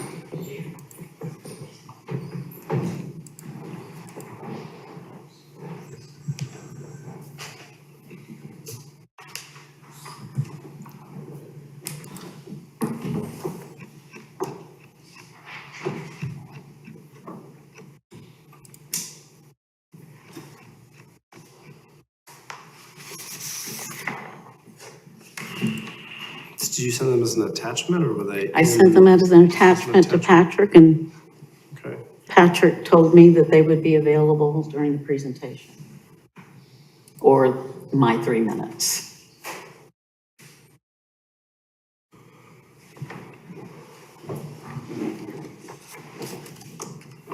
One second, we'll get this. And sorry for the delay. Kathy, do you want to jump in front of me while they're finding the slides? Would that be okay if we just switch? Yeah, in fact, I appreciate your patience on that. Before I 3 minutes, I have a quick question. One second. I have been sworn in. You have been, okay, what's your name again? Hi, Kathleen Fisson, 1633 Second Street, Unit 103, the Arbors, Highland Park. I had a quick question. I think the minute taker would like you to spell your last name, please. I'm sorry, Thisen, Fisson. Okay, thank you. The question was for the community, when you ask community, I just would like to ask the applicant, like the previous applicant, did our current applicant for the Walton work with the fire department to ensure safety, increased traffic flow due to the dozens and dozens of new occupants with the Walbright and the Walton that will now be congesting a very small intersection that is half the size of Laurel, which is already a traffic risk. So that's a question I'd like the applicant to answer when they can, the fire department, if you've actually done that. Again, my name is Kathy. One thing I'd like to say is I'm excited to see our town evolve and grow, but I'm hopeful it can be executed safely and mindfully for the best outcomes for everyone involved, respectfully. I'm here to talk about traffic safety. I respectfully ask the commissioners here to consider the community concerns around pedestrian, resident, driver, and public safety in the aggressive move to build construction that is currently oversized, understudied, and which poses a likely increased traffic danger to our neighborhood. Here are my concerns. The use of the requisite traffic study for the Walton project is currently incomplete, inaccurate, and flawed in its submission. This rendition includes the new large consequential volume of future Walbright tenants living in their new residences and driving a large volume of additional vehicles in the neighborhood. These Walbright residents will be directly exiting in their vehicles into the Walnut Street traffic across from the new Walton, slightly due east to the 2nd Street intersection. And that is not a traffic study that actually has humans and their cars being considered. So I would like that to be considered. I believe it's important to note that the ascending Walbright drivers, and I bring in the Walbright because they are the new kind of spaceship community that has taken up 49% of a corner here. They are going to be coming from underground directly up, facing the new Walton and just due east, as I said, of 2nd Street, to atmospheric light changes, variable speeds, no stop sign, and the need to immediately respond to an agile, quick, over-the-hill traffic coming downhill from Green Bay Road eastbound, which I have been watching daily, which is very fast and swift, coming from the Catholic Church over the hill, down the street, as it is with our fire safety and police. So I would like just that, I would like a consideration of a stop sign for the Walbright exiting a garage folks, because there's no other way, because they won't be at the intersection there. It will be just, they'll be just due west of it, and they're coming. I have driven down it past Walnut Place, and a car has come right out of the new, even though nobody's there yet. Some construction person came out and they were right into the middle of Walnut Street, like ready to get hit. And there is very swift traffic coming both directions, but especially over the Green Bay Hill. Okay, thank you. Your time is up, I'm sorry. Okay, I will continue to send stuff to Patrick then? Please do. Okay, thank you. Please do. I hear I'm good, so ready to start? Okay. You have slides that you want me to pull up, right? Oh, okay. Oh, she told me I was good. Okay, well, then we want to make sure you are. Yeah, okay. So I don't want to start your clock until we know you're good. Okay, thank you. You put them in the presentation, Patrick? Patrick?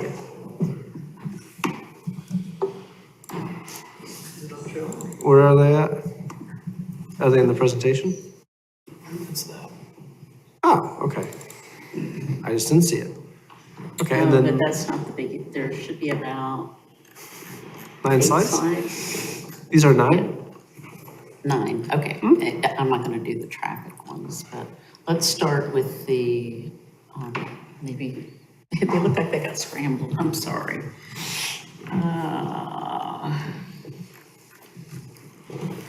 Okay, let's start here. Okay. All right. I'm Jana Hill. Okay. The Walton project exceeds the city code in 2 key areas, as we've already talked about. The height is 64 feet, 13 feet over the maximum. The lot coverage is 79, as we've talked about a bit, which is 47% over the maximum for this particular zoning. But what I want to note, in particular with the slides you're going to see, is the open space for the Walton project is 21%, and the 20 is the minimum. And this is important as we go over a few things in the slides. But before that, I do want to say something about the fence. In the code 173, I couldn't hear everything that was being said, but in code 173, there is it sounds pretty clear that the fence shall not exceed 3 feet within the 25 feet setback of a corner. And this street, this fence looks like it's 4 all the way around. All right, so let's go ahead and do this compare and footprint. I wanted to talk first of all about when it comes to lot coverage, looking at footprint and space for the recent, just the applicant properties. The Park Sheridan has a lot coverage of 40%. The open space in the Park Sheridan is 40%, about 100% over the minimum. The Walbright across the street, yes, has a lot coverage of 49%, which is higher than those properties that Patrick had indicated earlier. But it's 31.4% open space, 57% over. The Walton, at 49% lot coverage, is 21 feet open space. And the slides that we're going to talk about in a minute, I'd like to just show some comparable buildings in the area. First of all, the slide that you're seeing, the 1633, this is what the arbors across the street looks like. As you see, it's a 5-step down beyond the corner, going down so that our first floor units are basically garden apartments. They do not protrude 58 feet above, but they do go down. If you would flip, not to the fire hydrant. All right, this one. This is looking from the building, looking up. So you can see how you are looking up when you're looking toward the alley and the street that's around the corner. If you go ahead and flip, one more. Okay, now here is Highland Park Place that is at the corner. This is the open space that is at Highland Park Place. And this is the view from the corner at Laurel and 2nd Street. And if you go ahead and go to the next one, this is what that area actually looks like. See this broad expanse here of open space? Even though the lot coverage is 46%, this is what the open space looks like. And if you go ahead and flip, this is Bloom Street, the corner at Bloom Street, no fence, open area, artwork, so on. And then I think, yes, this is 1600 Green Bay, which is just to the west. And you see, this is what the open space looks like. So in going on from here, The bulk and intensity of this project, though, is exacerbated by offering minimal open space. This applicant, with so many, as has done so many previous projects, should design to the current standard, but chose not to in this case. Does this project and the public benefits offered commensurate with, or commensurate, right, I'm not saying that word right, with all zoning relief requested? And is it proportional to the impact on the adjacent properties? Decisions should be measured against the current code. This project on narrow collector streets is too bulky with little open space, does not meet the standards for approval. We urge you to vote no on this design as proposed. Thank you. Next, is there next? All right, come on up.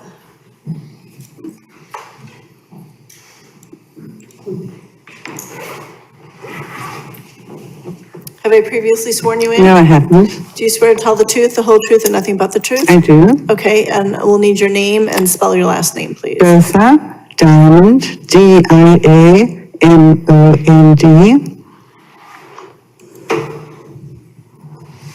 All right, you I have would 3 just minutes. like to know where the staging is going to take place for the construction. That is my question. Okay, we don't handle the construction questions here in the Plan and Design Commission. There are rules that the city provides to contractors to handle the construction in terms of. So there's nothing at the moment. Yes, there's, that would be dealt with at a different department. I see. A different commission. Thank you.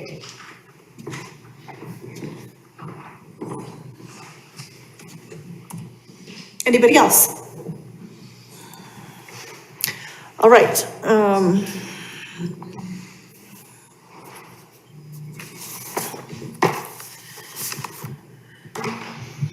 Does the commission have any more questions or comments on this one?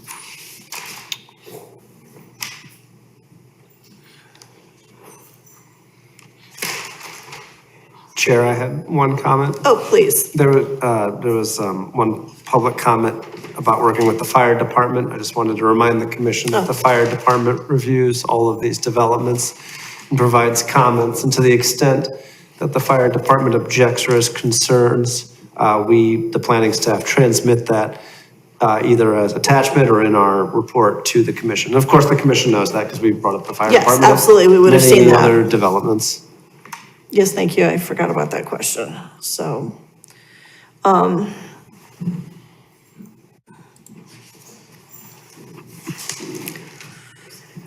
okay.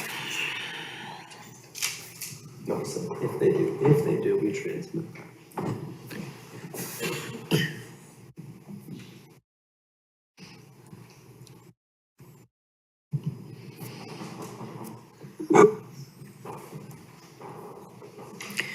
Would you mind putting up the slide of the relief requested for this project?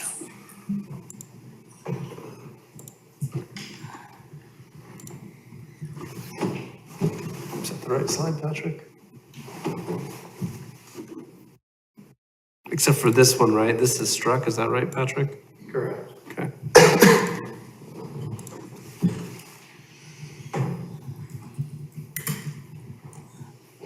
Okay, and then how much does the foot candle measurement exceed the allowance along the south and west property lines? Do we know what number that is? Are you able to comment, Patrick? I don't have it. I can look that up.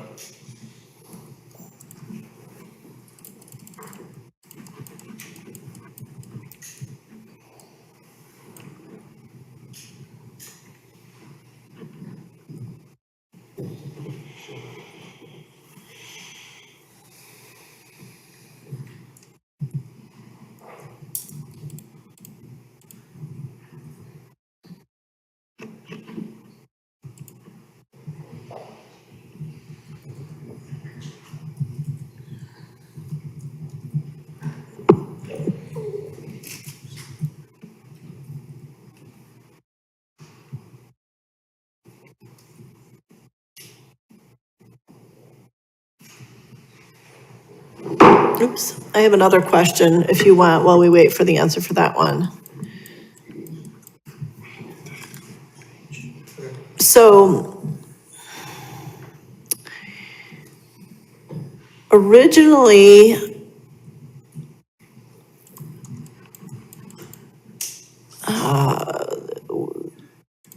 3.2 units, 3.2 affordable units were required for this project. And the applicant correct. has asked for one of those, he's asked to buy out for one of those, but doesn't that leave 0.2, So of their an affordable payment, unit that needs to be dealt with? yeah, their payment in lieu would be 1.2. Okay.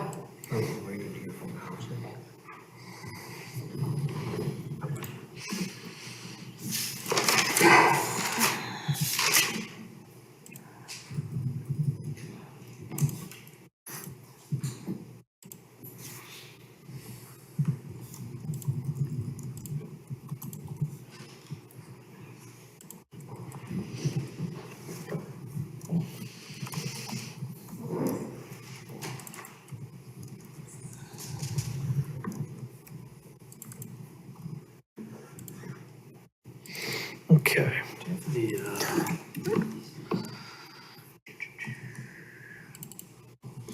Do you have the packet? Yes, but it was. Oh, yeah, it's this page. It was blurry. I couldn't see it on the posted one, so I was going to a finer resolution. Yeah.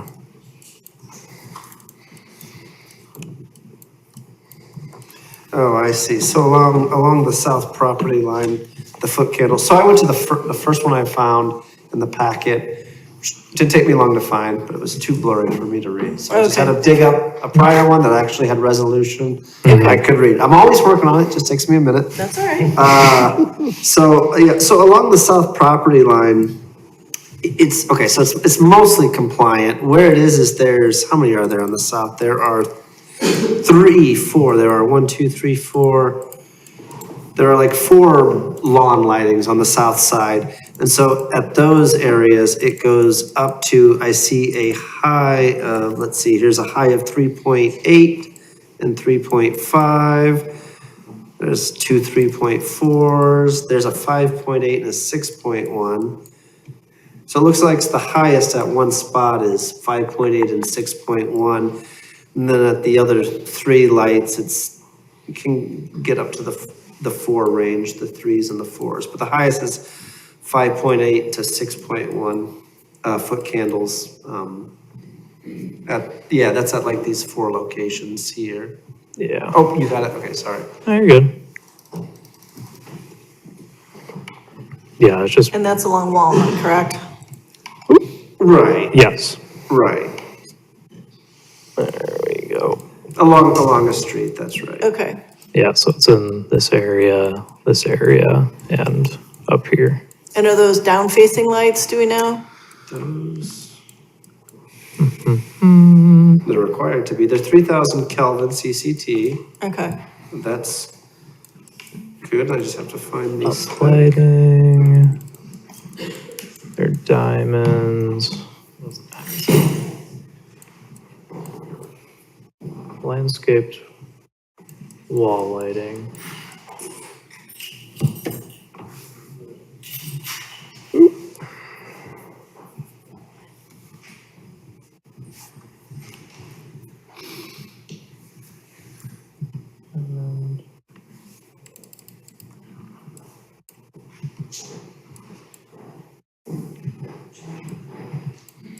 It's the landscape lighting terrace wall.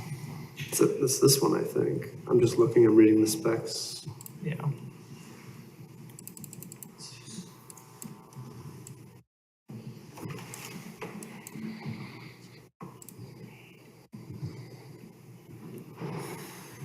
Well, in any event, uplights aren't allowed unless the applicant Okay. asks for a variation, so I would put the question to the applicant. I do see that the spec in here, they do have a spec for that. I would ask the applicant to verify that those are not gonna be uplights. Okay, could the applicant answer that question about the lights along Walnut? Those are down-facing lights?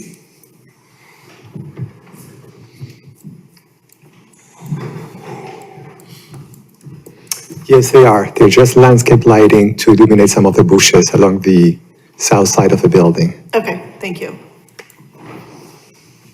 Okay, Carl, you can put up the slide with the variations requested. Okay.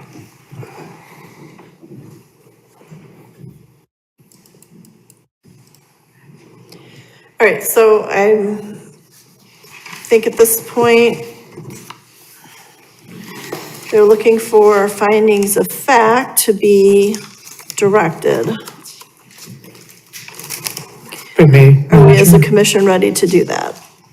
if I may, I'd like to move that we direct staff to prepare findings of fact recommending approval for a special use permit in the nature of a concurrent preliminary and final plan development, final plat of re-subdivision, and design review with modifications from city code for a 5-story, 19-unit multifamily development at 1632, 1640, and 1646 Second Street.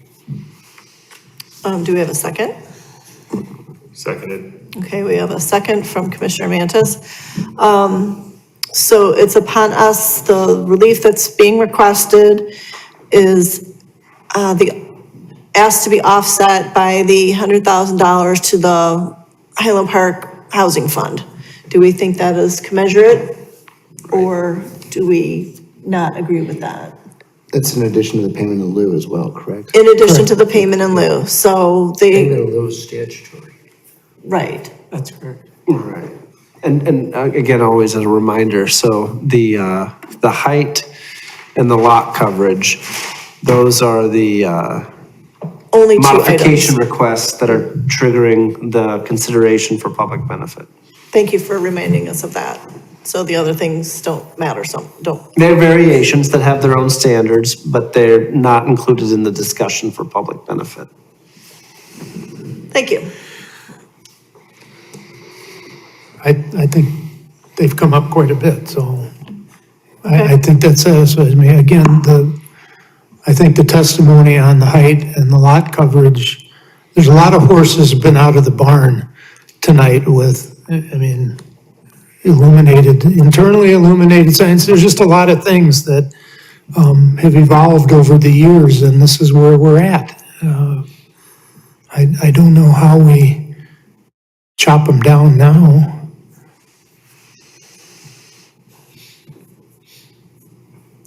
Any other comments from the commission? All right, so we have a motion on the table. No more discussion? Okay, please call the vote. This is to direct staff. To develop findings of fact. Recommending approval. Recommending approval. Okay, just wanted to be clear. Commissioner Incheck? Aye. Commissioner Nanis? Aye. Commissioner Henry? No. Commissioner Mantis? Aye. Vice Chair Kirsch? Aye. And Chair Moore? Aye. The ayes have it. The motion carries. 5 votes in favor, 1 nay. This has been directed for staff to develop findings recommending approval of the proposal.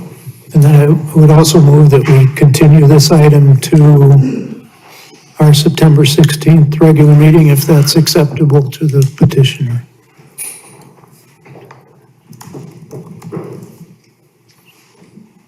It's fine with staff. Petitioner is okay with that? And Okay. staff, Just wanted to sorry. make sure. Yeah. Well, I just didn't see the petitioner. I will second that. Okay, all in favor? Aye. Did we hear from the commissioner, or from the applicant that they were okay with this? We did. This item has been Too late. continued. The public hearing has been continued to September 16th, 7 PM, this room. Your notice is actual. There'll be no additional notice. 7 Thank you. PM, City Hall, City Council Chambers, September 16th. Thank you. All right, moving on to the last item of public business, the public hearing PUD-2025-0059 for a special use permit in the nature of a concurrent preliminary and final plan development and design review with modifications from city code at 250 Skokie Valley Road. This is new, so I'll need to read our statement. Welcome to the regular meeting of the Highland Park Plan and Design Commission. My name is Karen Moore. A quorum of the Plan and Design Commission being present, the members of the Plan and Design Commission will now introduce themselves for the record from my right. Kristen Incheck. Josh Nanis. Danny Mantis. Steve Kirch. Ken Henry. The Plan and Design Commission is charged with hearing applications for rezonings, plan developments, and subdivisions under the zoning ordinance and subdivision regulations of the City of Highland Park. In all matters, we recommend to the City Council based upon the testimony presented to us in the hearing. We are required to decide cases within 45 days after receipt of the transcript. All testimony is under oath. Both applicants and others who wish to speak on a particular case should present specific evidence as to why a proposal meets or fails to meet the standards for the relief requested. For clarity of our record, only one person at a time will speak, and all questions will be directed through the chair. We ask that you make every effort not to be repetitive in your testimony. Finally, we will make every effort to adhere to the schedule prepared for tonight's hearing. If additional time is needed on a matter, it will be continued until the next available agenda. With that, I open the floor for the staff to the Plan and Design Commission to read into the record proof of publication and ownership. Proof of publication and ownership are available for viewing at the Offices of Community Development, 1150 Half Day Road in Highland Park. Thank you, Madam Chair. Thank you.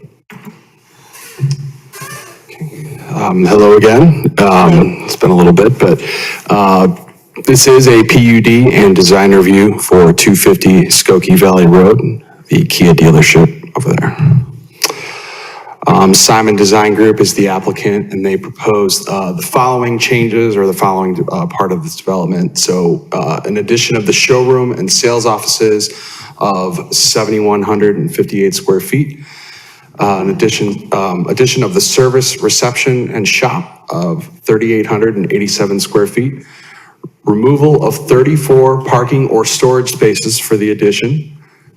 These would be in the area that the addition is taking place. There are parking spaces currently there that will be removed because the addition will be there, just to clarify. A request for a variation to Article 22, Chapter 150 of the City Zoning Code, which pertains to foundation and vehicular use area landscaping. You will see in some of the documentation that there is a sign that is on there. That will be part of a sign package and request that will come in at a later date. So that is not part of this proposal. Can I make one comment? You sure? So yeah, so this blue didn't show up on here the way I was hoping it would, but so I'm sure the commission's aware of this site. So there's an existing building there now. It's, it's dealership land use. And so there's as Anthony was saying, Mr. Mistretta, there's a building there now, and Anthony actually has a later slide that shows the site plan.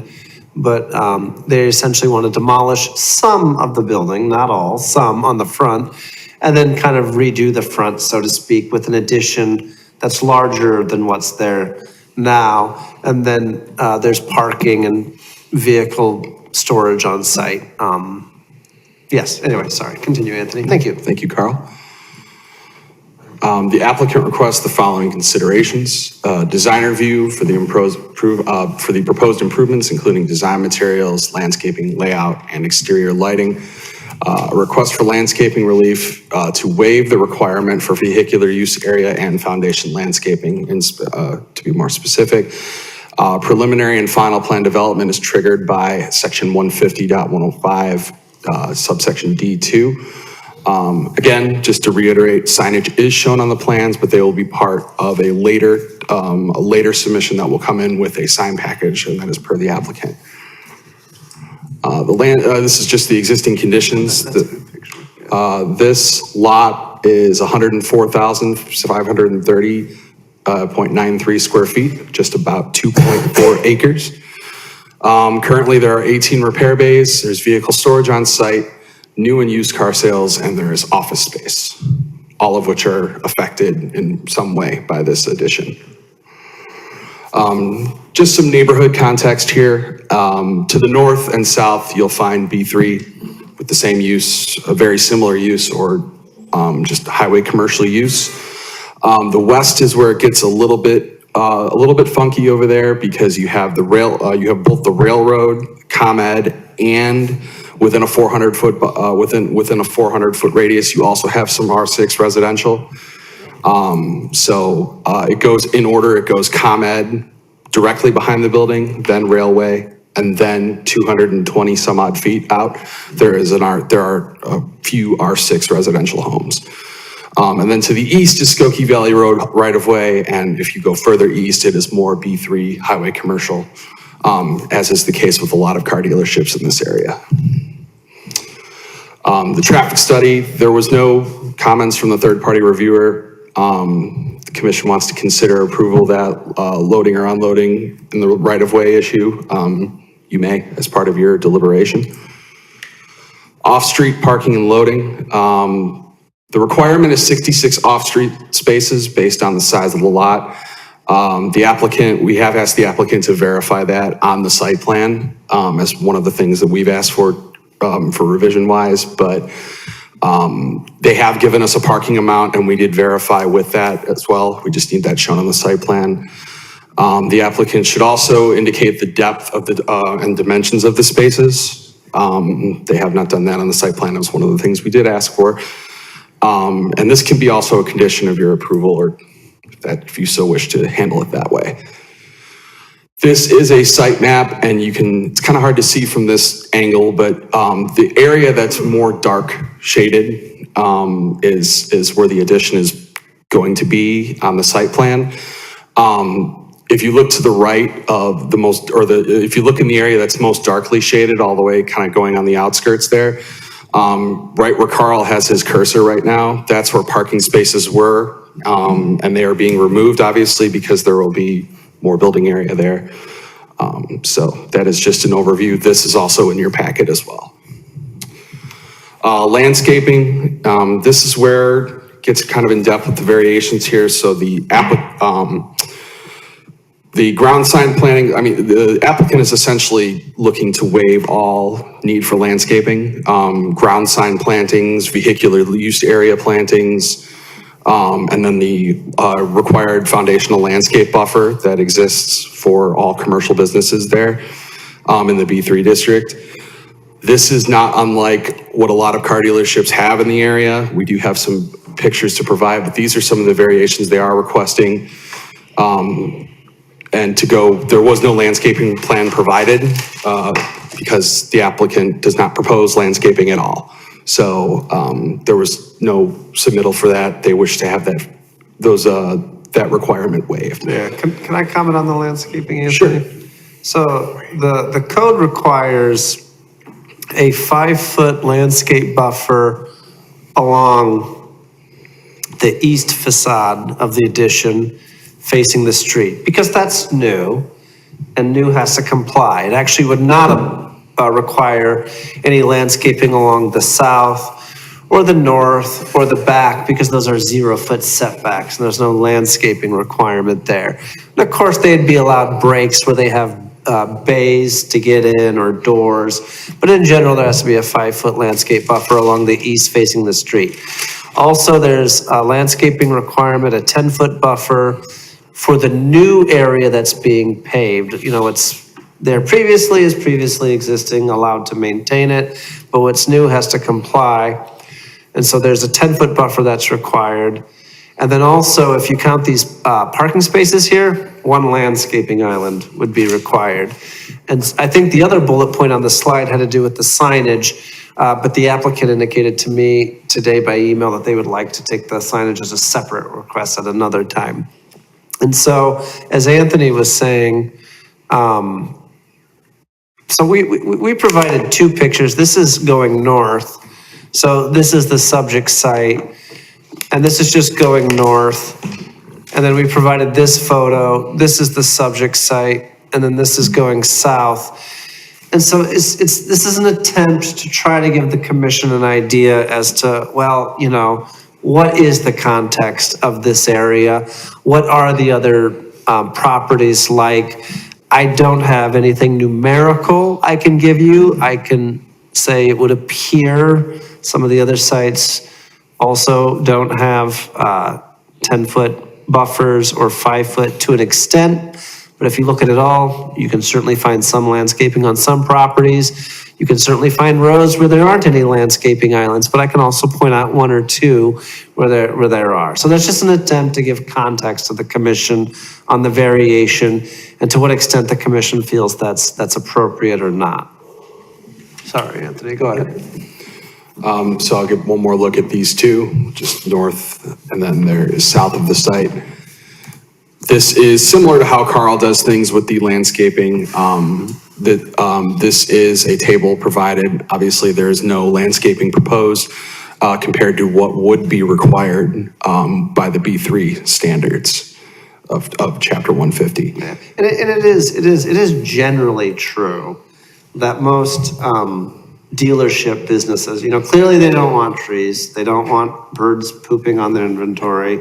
And clearly, most dealerships, certainly, they don't want their inventory blocked. They like the public to see it. But it's really up to the commission to determine, to what extent should the relief be granted and what is acceptable. Thank you, Anthony. No problem. There were no public comments listed up till as of this afternoon. I don't believe any more have been submitted. Any interdepartmental comments are included in your report. There aren't many. But there were Public Works comments. They had no objections. Yeah. They just had comments, right? Yep. The recommendation by staff is to open the hearing, take testimony, consider the application and deliberate, and either continue or direct for findings of fact as appropriate. And that, with that, are there any questions for staff?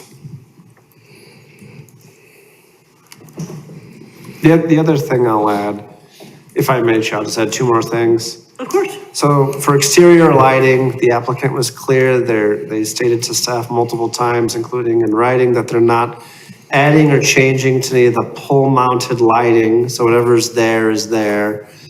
They are doing new wall-mounted lighting at the doors. The commission can certainly, if the commission has concerns about that, they can certainly ask for that. If the commission doesn't, the applicant will have to comply with lighting, period. And then, of course, there is the element of design review. And I just want to pull up in the packet.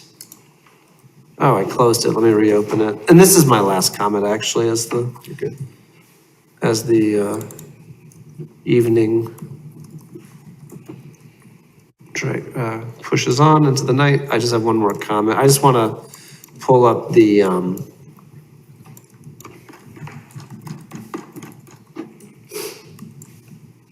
oh yeah, this is what I wanted to pull up, just because to remind the commission that there's also a design review element, and so this is the new addition that's proposed. It does meet the height requirements, by the way. In fact, actually, I think it was like 30 some feet, and you can go up to 45 feet in height in this district, and it meets the setback requirement from the east as well. It also is worth noting that these two signs that you see right here, they're existing. The facade, the way it looks, is existing.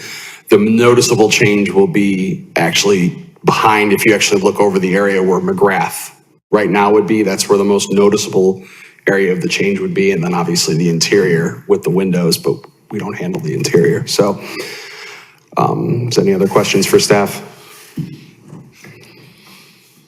Any questions? No, I don't think there's any questions for staff. Okay. We do have a representative in the audience. Would the petitioner like to speak to the project?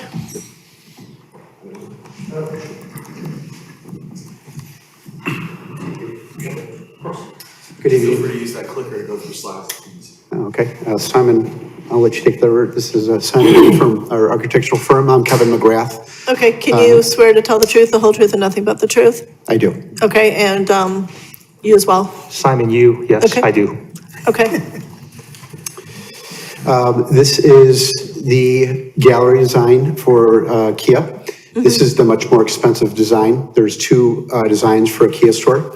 We're trying to bring a much more upscale design to the Highland Park area. And it is a much higher and beautiful look. I've seen this in person in different cities, and it'll be an absolutely incredible addition to the city.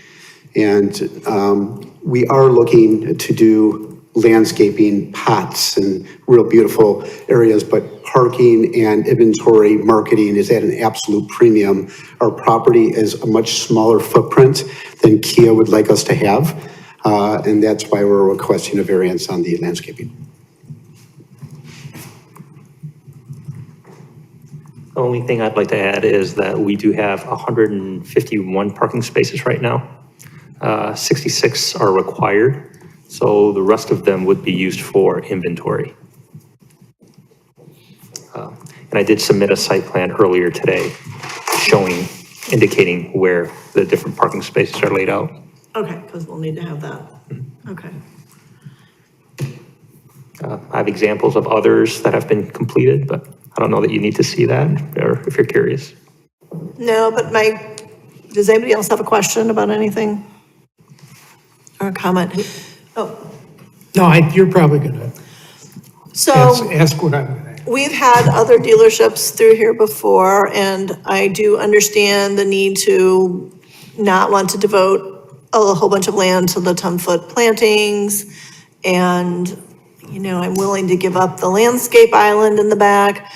But I do think when you come back with the signs, the ground mounted, I think it would be nice to have some plantings around the ground mounted signs.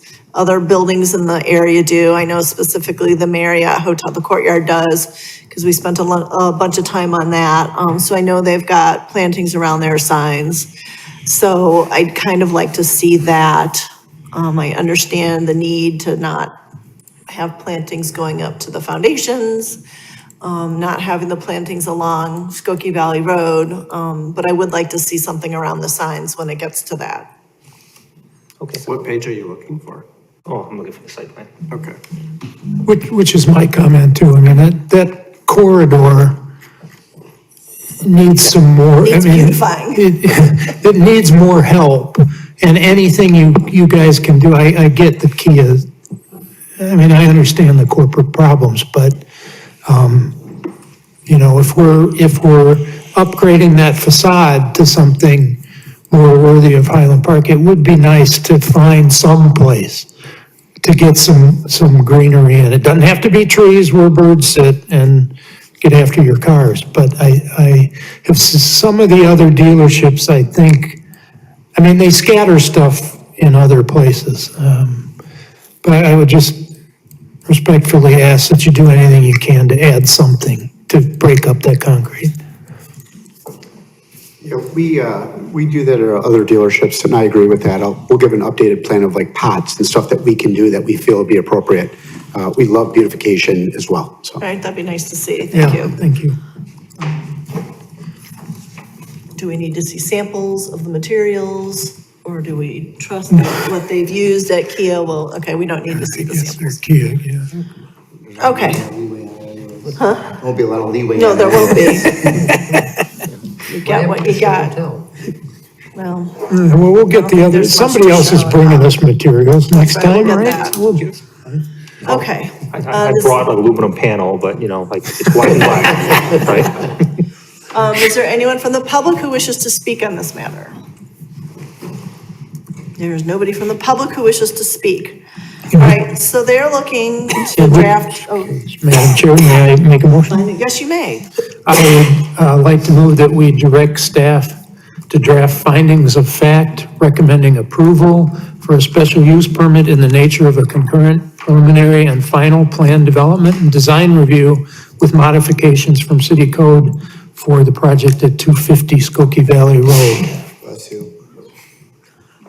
Can I get a second? Second. Okay, motion by Vice Chair Kirch, seconded by Commissioner Nanos. Please call the roll. Commissioner Incheck. Aye. Commissioner Nanis. Aye. Commissioner Henry. Aye. Commissioner Mantis. Aye. Vice Chair Kirsch. Aye. And Chair Moore. Aye. The ayes have it, motion carries, and we will be back with those findings. And Okay, do we need to? we do need to continue. be certain? Yep. Should continue, yes, September 16 again, the next regular Is he on the scheduled 16th? meeting. I would move we continue this matter to our next regular meeting on September All 16th. right, can I get a second? Second. Okay, all in favor? Oh, sorry, who seconded? Oh, Henry had the second, thank you. Sure. Do you want your name in the record that you seconded too? Go ahead, Josh, you can have it. Okay, Thank you, Commissioner Henry. all in favor of continuing the meeting to the 16th of September? Aye. Any nays? Okay, motion carries. Thank you. Okay. All right, now we're on to other business. The first item is a resolution approving the 2026 Plan and Design Commission meeting schedule. So you can't wait to come back in 2026. Come on, they're not gonna let us go home? No, never. Thank you, Anthony. Thank you. Whatever, the way we're going, we're gonna need 3 meetings a month. I want to know all the extra meetings. Yeah, we were adding another 12, but we decided to leave them off.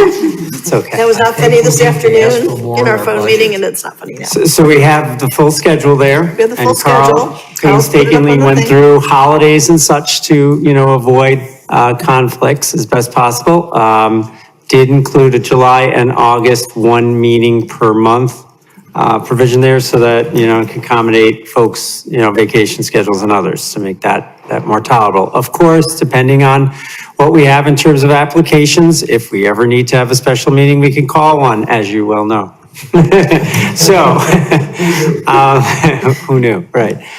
So those are our recommendations for the dates, and we do consider that here in September, so that we have everything set up so we can post as appropriately in December ahead of when the meetings will actually be called, so that people could have fair warning. So that's why we do it this early in the year, if you will. Right, so you can start filling this in. many months before the next year, I should say, yes. Okay, can I get a motion to approve this? We need to approve it, right? We would like you to, it's not a roll call, but we would like your consent Okay. so that this will be your official meeting calendar for the year and that will be posted for the public. Can I just say all in favor? I think so. All in favor of the schedule as posted? Aye. Okay. Any nays? No nays. Thank you. All right. Appreciate it. We'll see to it that it's So I'll posted. go ahead and sign this.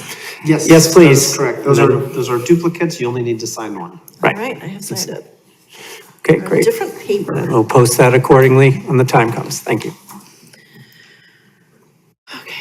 Continue. Okay.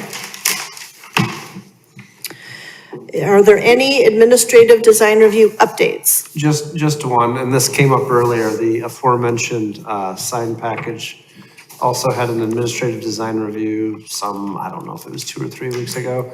It was for the 186 to 194 Skokie Valley Road where Enterprise is proposing to go. Okay, That was referenced in the packet as well. okay. Our next meeting is a special meeting on September 9th, 2025, back at the Moraine for the Old Deerfield Road project. Aren't all our meetings special? They are, but some are Yes. especially special.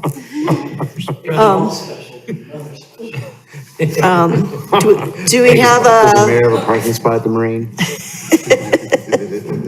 we'll have to see. Is there anything else we need to know on that, other than the agenda item is the project at Old Deerfield Road? Yep, that's all I it. have to say And about Okay. Case briefing, do you have anything? we did call at last meeting that there'd be a quorum for that meeting next week. So Yes. thank you. If there's any change in your ability to attend, please let us know as soon as possible. There is no case briefing. Thank you.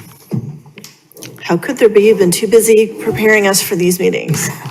Okay, any business from the public? There is no public here to have business from. Okay.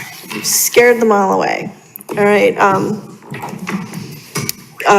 would someone like to motion to adjourn the meeting? Motion adjourned. Second. Second, all in favor? Aye. Meeting is adjourned. Thank you, everybody. Thank you. Take care. Thank you.